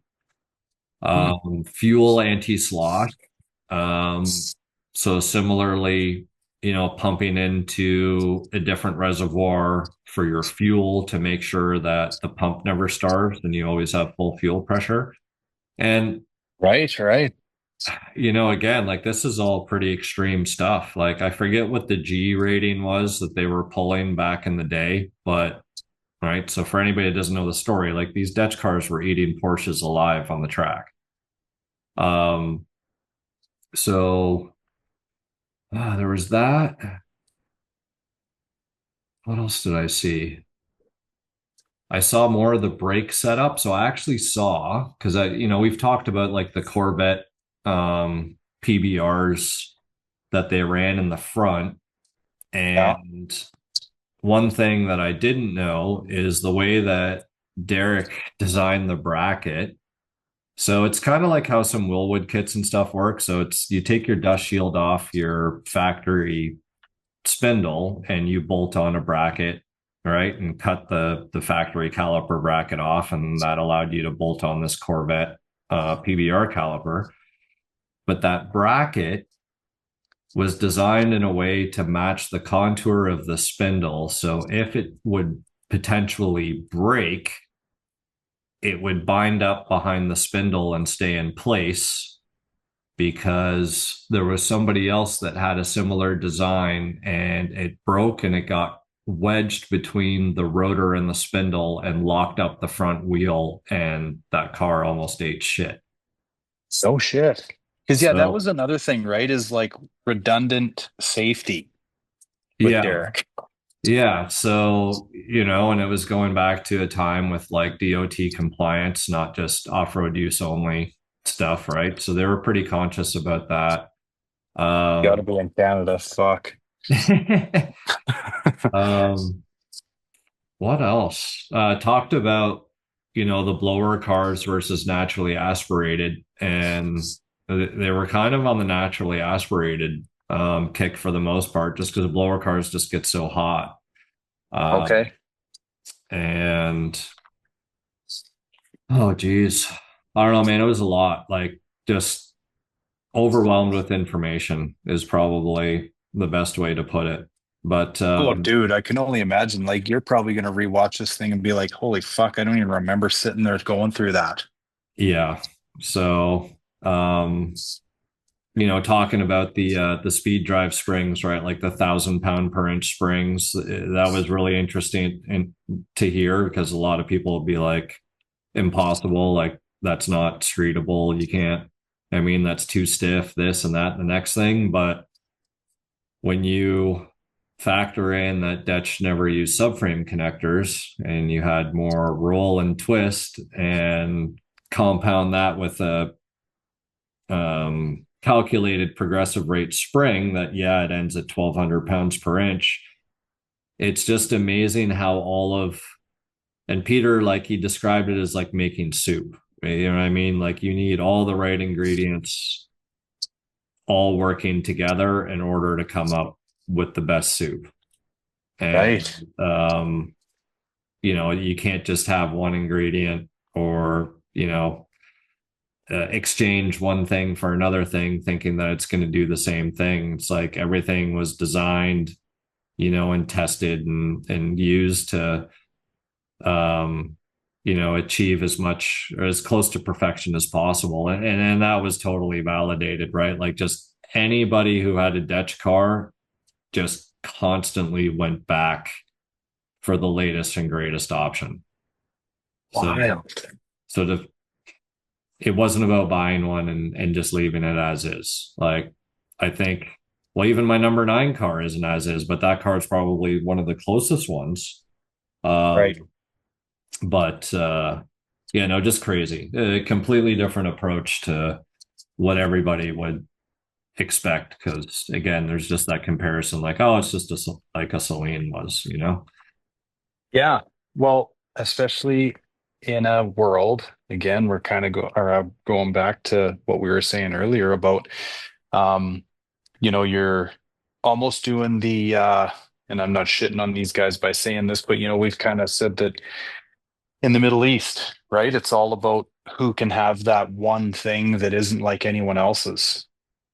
And this is like the far extreme end of the opposite end of that, where it didn't like you wanted the next thing, not because it wasn't that someone else had it or didn't have it. Like it was just that good. And you needed it for that reason because you were ultimately more interested in how this thing was going to perform on the track than how it looked or how it whatever. yeah. Wild, man. So I got to ask you, do Yeah. you think it was good that I bought that SM95 car now? Well, I don't know. Let me ask you this. Do you think it helped nudge the Peter program along?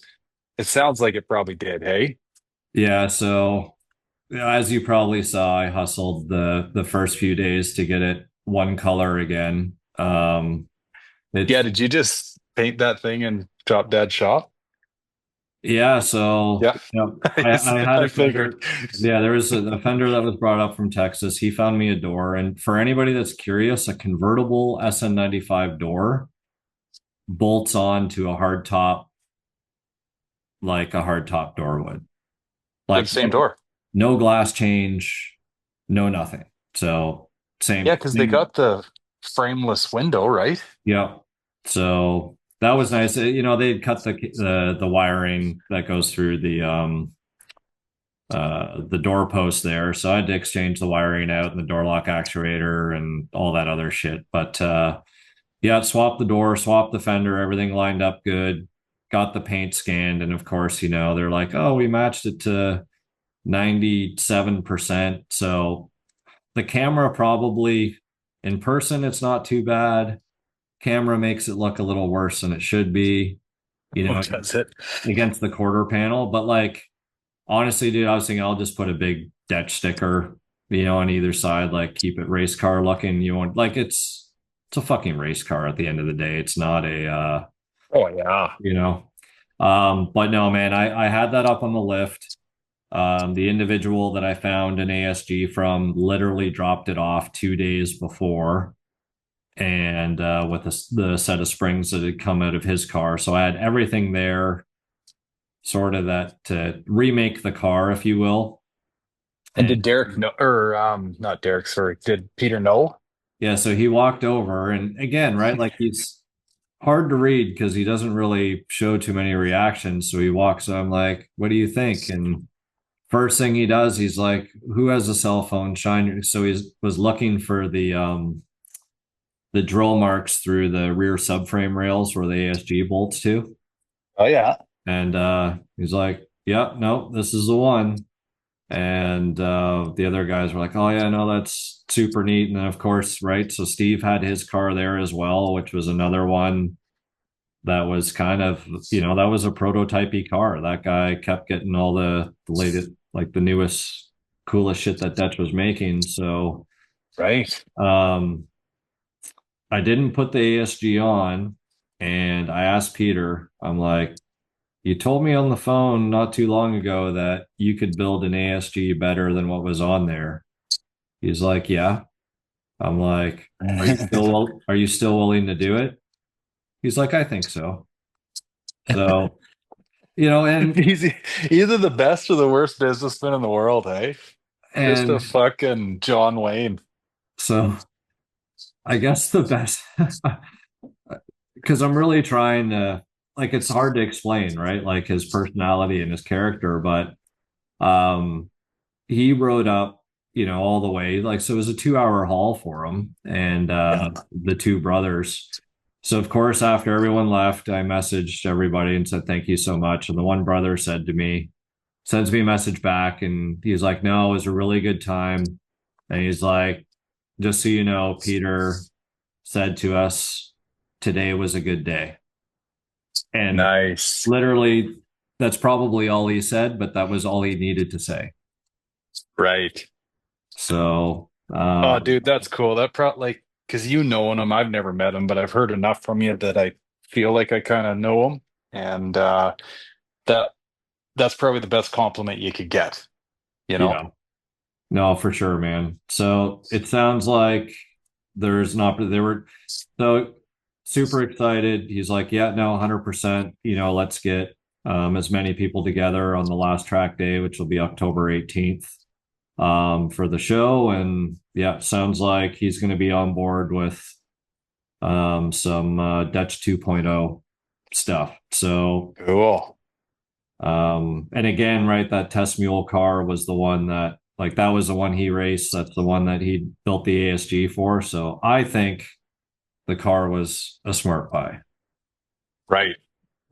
So all the shit I gave you, now I got to eat my hat.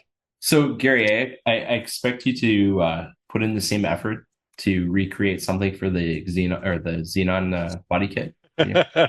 Right. Yeah. I know. I have to fucking do something here. Hey, Jesus. Oh, that's cool. Oh, well, okay. And then I guess back to Sam for a minute. They never charged him tariffs coming across the line, or he never had any issues crossing. Well, he had never come to Canada, and I told him, Did you forewarn him at least that he wasn't coming up to air quote work? He was just coming up yeah, to sightsee? I said, just tell them that you're coming to visit a friend Yeah. and that you're cruising down to Woodward with them for the dream cruise. And that's that. And he had no Good call. issues. So it was actually quite comical. Because non-Americans don't really know what we're alluding to here. You know what I mean? Yeah. Or non-Americans, non-Canadians. Well, yeah, no, Like this is the thing. no, 100%. But I think the funniest thing was that he's like, "Oh man, it's like really clean on the side of the roads here. It looks pretty nice. People seem okay." And I'm like, "Okay, Sam, like you'll get to meet some people." So literally, the first three interviews, well, all interviews ended up like this, but after the first three, each one of them went into something government related. Right. or let's just call it communist, socialist related, or whatever else. And then, and Sam's an interesting dude, right? Like he doesn't. When you look at him, you might make some assumptions. Like, he's got some purple hair, he paints his fingernails here and there, but once you start talking to him, you realize how much he loves his guns and everything else. So he's pretty much as American as an American can get.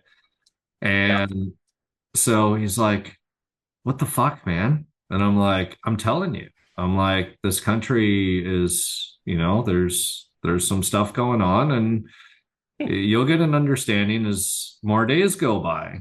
And Yeah. funny enough, he came along to come and look at that reef car, and the owner of that starts going off. And then Sam's like looking at his phone. He's like, content restricted? What the fuck's going on? And I'm like, welcome to Canada, man. And then Dale gets at him and starts like, Oh yeah. he's like, man, I can't accept cash for jobs anymore because I got to tell FinTrack where the cash is coming from to order to deposit it. And then when I go to deposit it in the bank, I got to pay a cash deposit fee. And I was just like, what are you talking about? He's like, well, the banks aren't making their money off processing a credit card or whatever, and they don't want people to have cash. So in order to use your cash, you got to pay. Yeah. And yeah, Sam's head's just spinning. So by like the last day, he's like, I can't fucking wait to go. Like, not that he didn't like Canada, but like he was like, bring me back to my freedoms. Well, dude, that's hilarious because I caught a couple of his Facebook posts, and one of them was like, man, like everything's so cheap up here and clean and whatever. I'm like, where the fuck is Chris taking this guy, right? He must be taking him to the cheap end of town. But then I couldn't help but think the whole cheap comment was probably coming from the fact that for every dollar he brings up, he gets $1.38 for it. Yeah. Canadian, right? So like, sure, you're gonna think it's cheap, but I'm like, clean? What are you talking about? Where are they hanging out at? Must be at Dale's. Yeah, no, he got to go to some fairly nice areas. So he didn't get to spend any time in any of the suburbs of Toronto or anything like that, which I think might have changed his opinion some.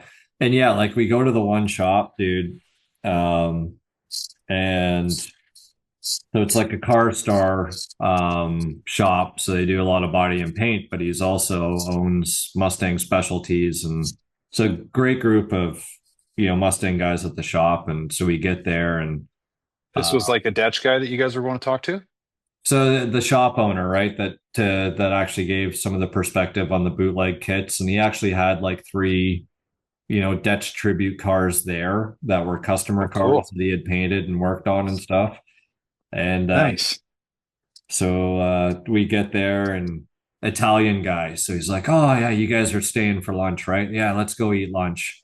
And so just like shop or whatever, lunchroom, full spread of like all the Italian cheeses, meats, and fancy buns. And you lucky bastards. Oh yeah, so Sam's just in heaven. And then like honestly, so we went there, and we also stopped at De Silva Racing, interviewed Joe De Silva, which was really cool. Nice. And, Sam's like, I can't believe the shops here. Like, and granted, those are probably 2 of the most notable shops, like from a Foxbody or Mustang perspective in the area. But yeah, like Frank's shop that had all the Italian sandwiches, like all the employees. Oh, this is Frank. Yeah. We had Sotil. Frank on the pod. Yes, Frank Sotil. Yeah, we had him on the pod. Yes. Yeah, so, beauty guy. Yeah. So whole crew was there, and he literally, he shuts down, all production and everything else. Like, oh, move this car here, move that car there. And cool. Like just all the guys loving what they do. And like, he really has created a really nice work environment. You know what I That's mean? Like wicked. just something that you don't really see, and I was surprised to see because I never really seen like all of his crew and the way that everybody interacts and everything else. So um, yeah, super cool experience there. And Sam's just like, I don't know what he was privy to in North Carolina before, but I think he had a lot of positive stuff to say about those shops. Nice. Putting Canada on the map, eh, bud? Yeah, no, it's not all That's bad. We got good people here. We're just, you know, it's true. held back, A restricted, little a little haywire at times. yeah. And bad Oh, weather. that Yeah. had Sam ever been up before? No. Okay. See, that's the thing, right? Because like we sit here and well, actually the 50 Asylum boys were taking or somebody of the Asylum group was taking shots at us when we were on our little hiatus. And it's like, fuck, I'm running out of 50 Asylum pods, so I got to listen to two silly Canadians talk.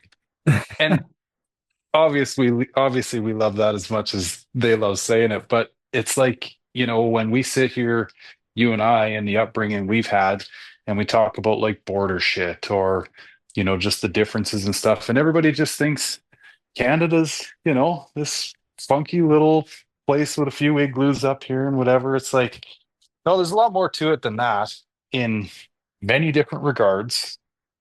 But on the good side of things, especially out east, because I've, since experiencing it with you too, I mean, I could say the same thing. There's like pound for pound, proper shops out there.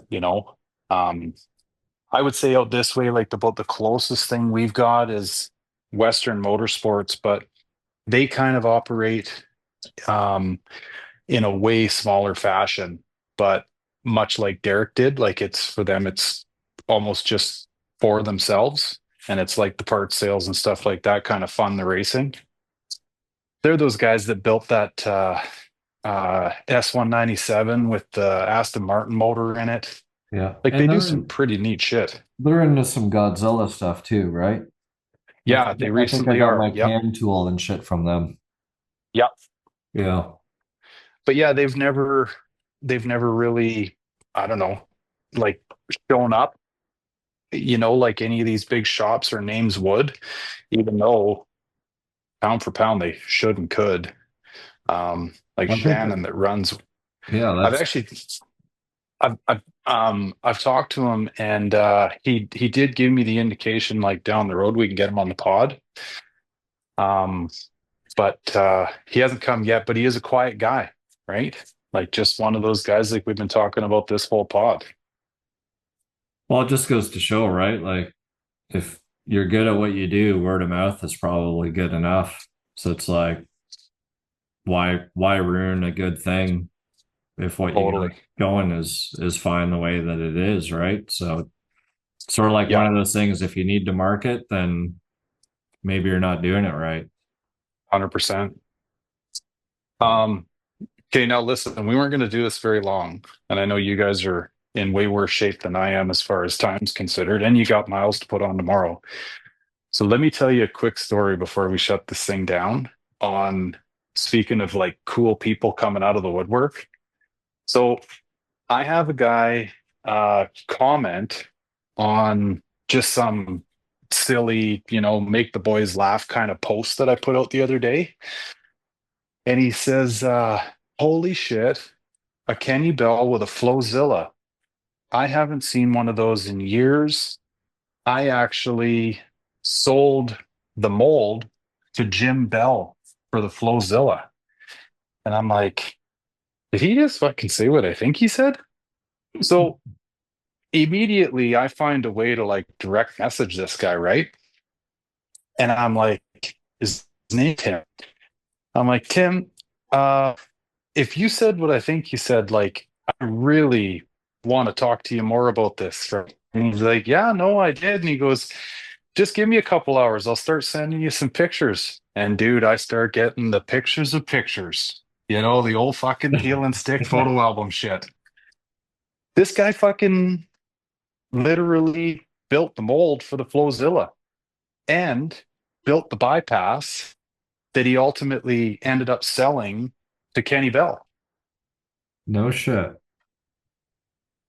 Yeah, like by hand. Like he's got pictures of his. He just found one on eBay. Apparently, it was their very first prototype that somebody didn't even know they had. But you know where it says like Flowzilla on the inlet arm and stuff? Yep.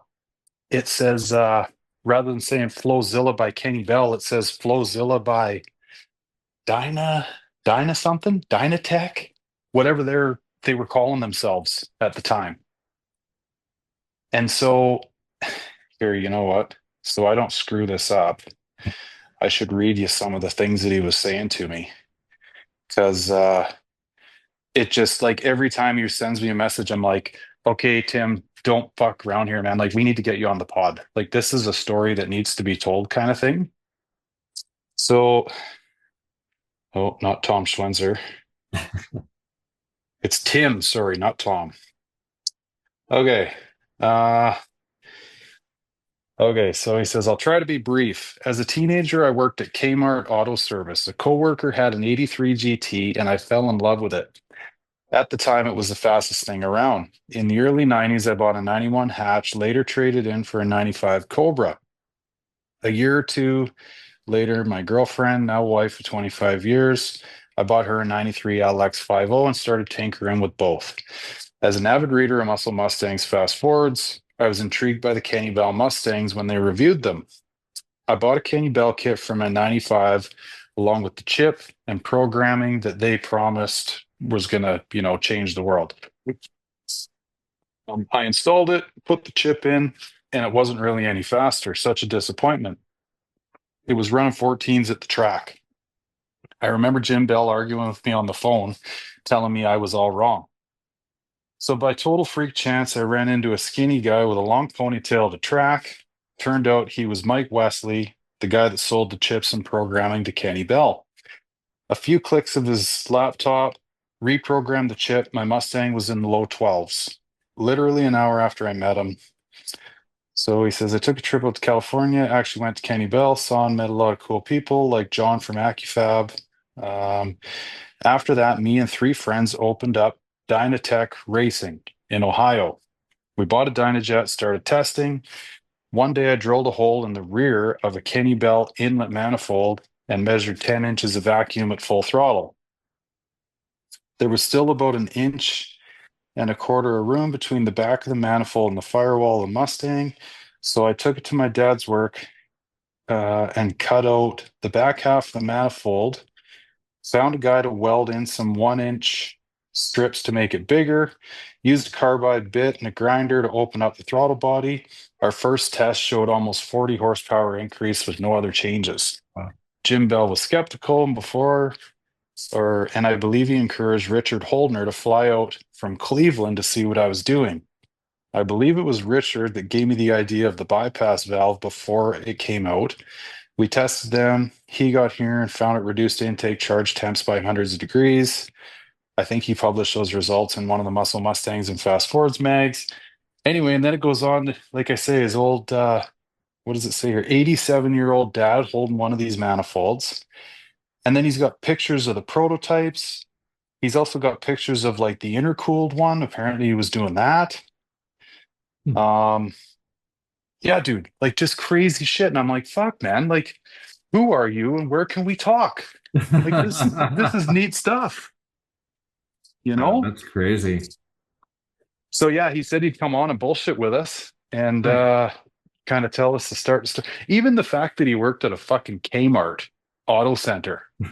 When was the last time anybody even heard of that? I bet there's people that'll hear me say Kmart and probably go, what's Kmart? I forgot they had an auto center. Yeah.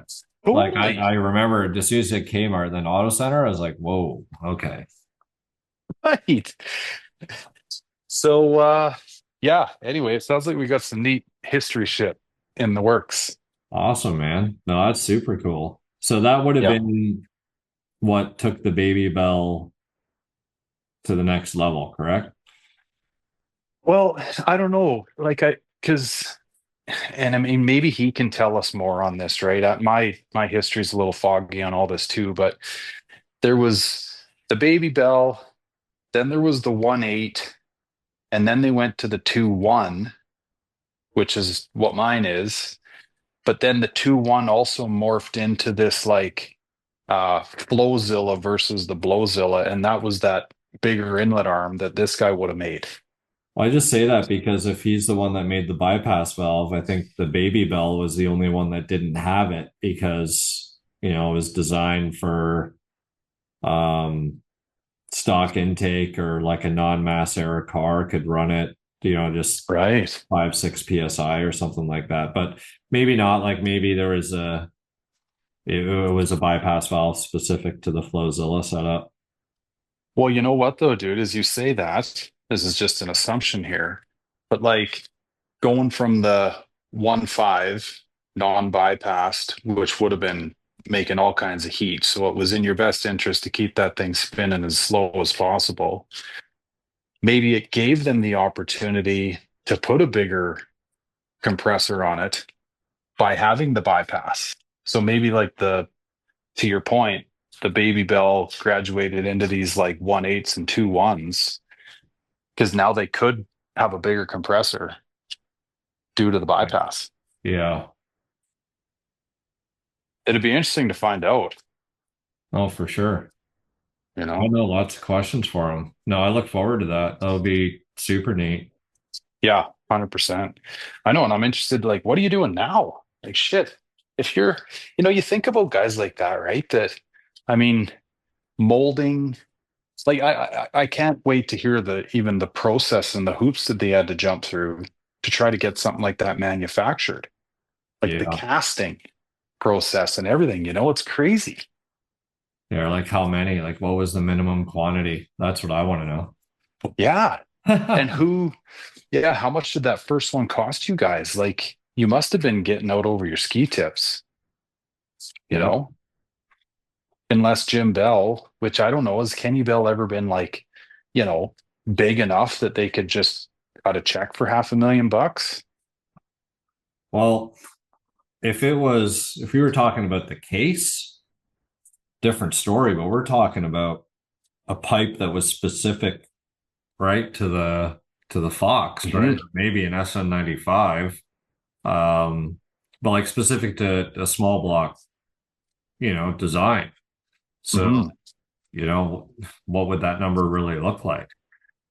Totally. And I think that's why, we had that conversation with shit, who the hell was it there that rebuilds all the old Oh, right. Eatons and Kenny Bells and shit. Because like John Bond.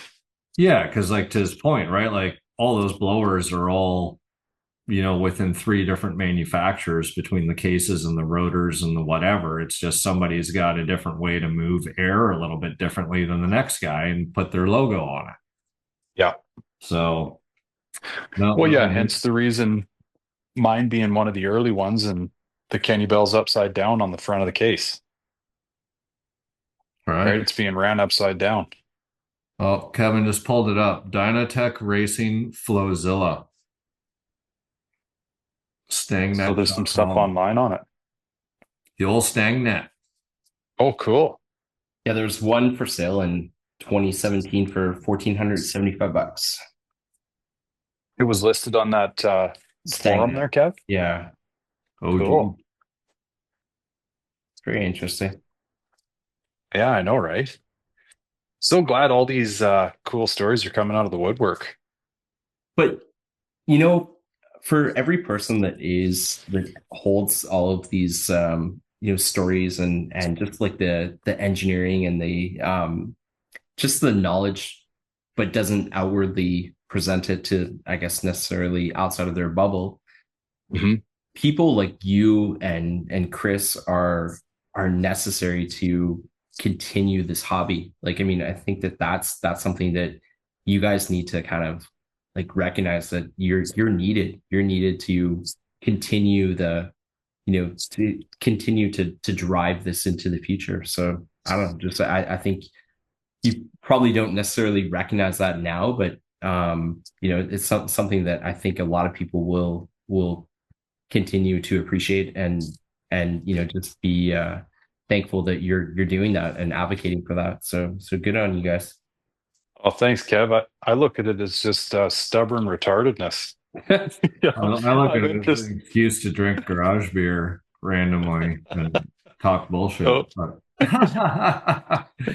Yeah, it's true. Yeah, hopefully don't ever run out of shit to talk about. Hey, well, we're still figuring stuff out on these old cars that at least we think that nobody else has kind of figured out. So maybe it'll never end.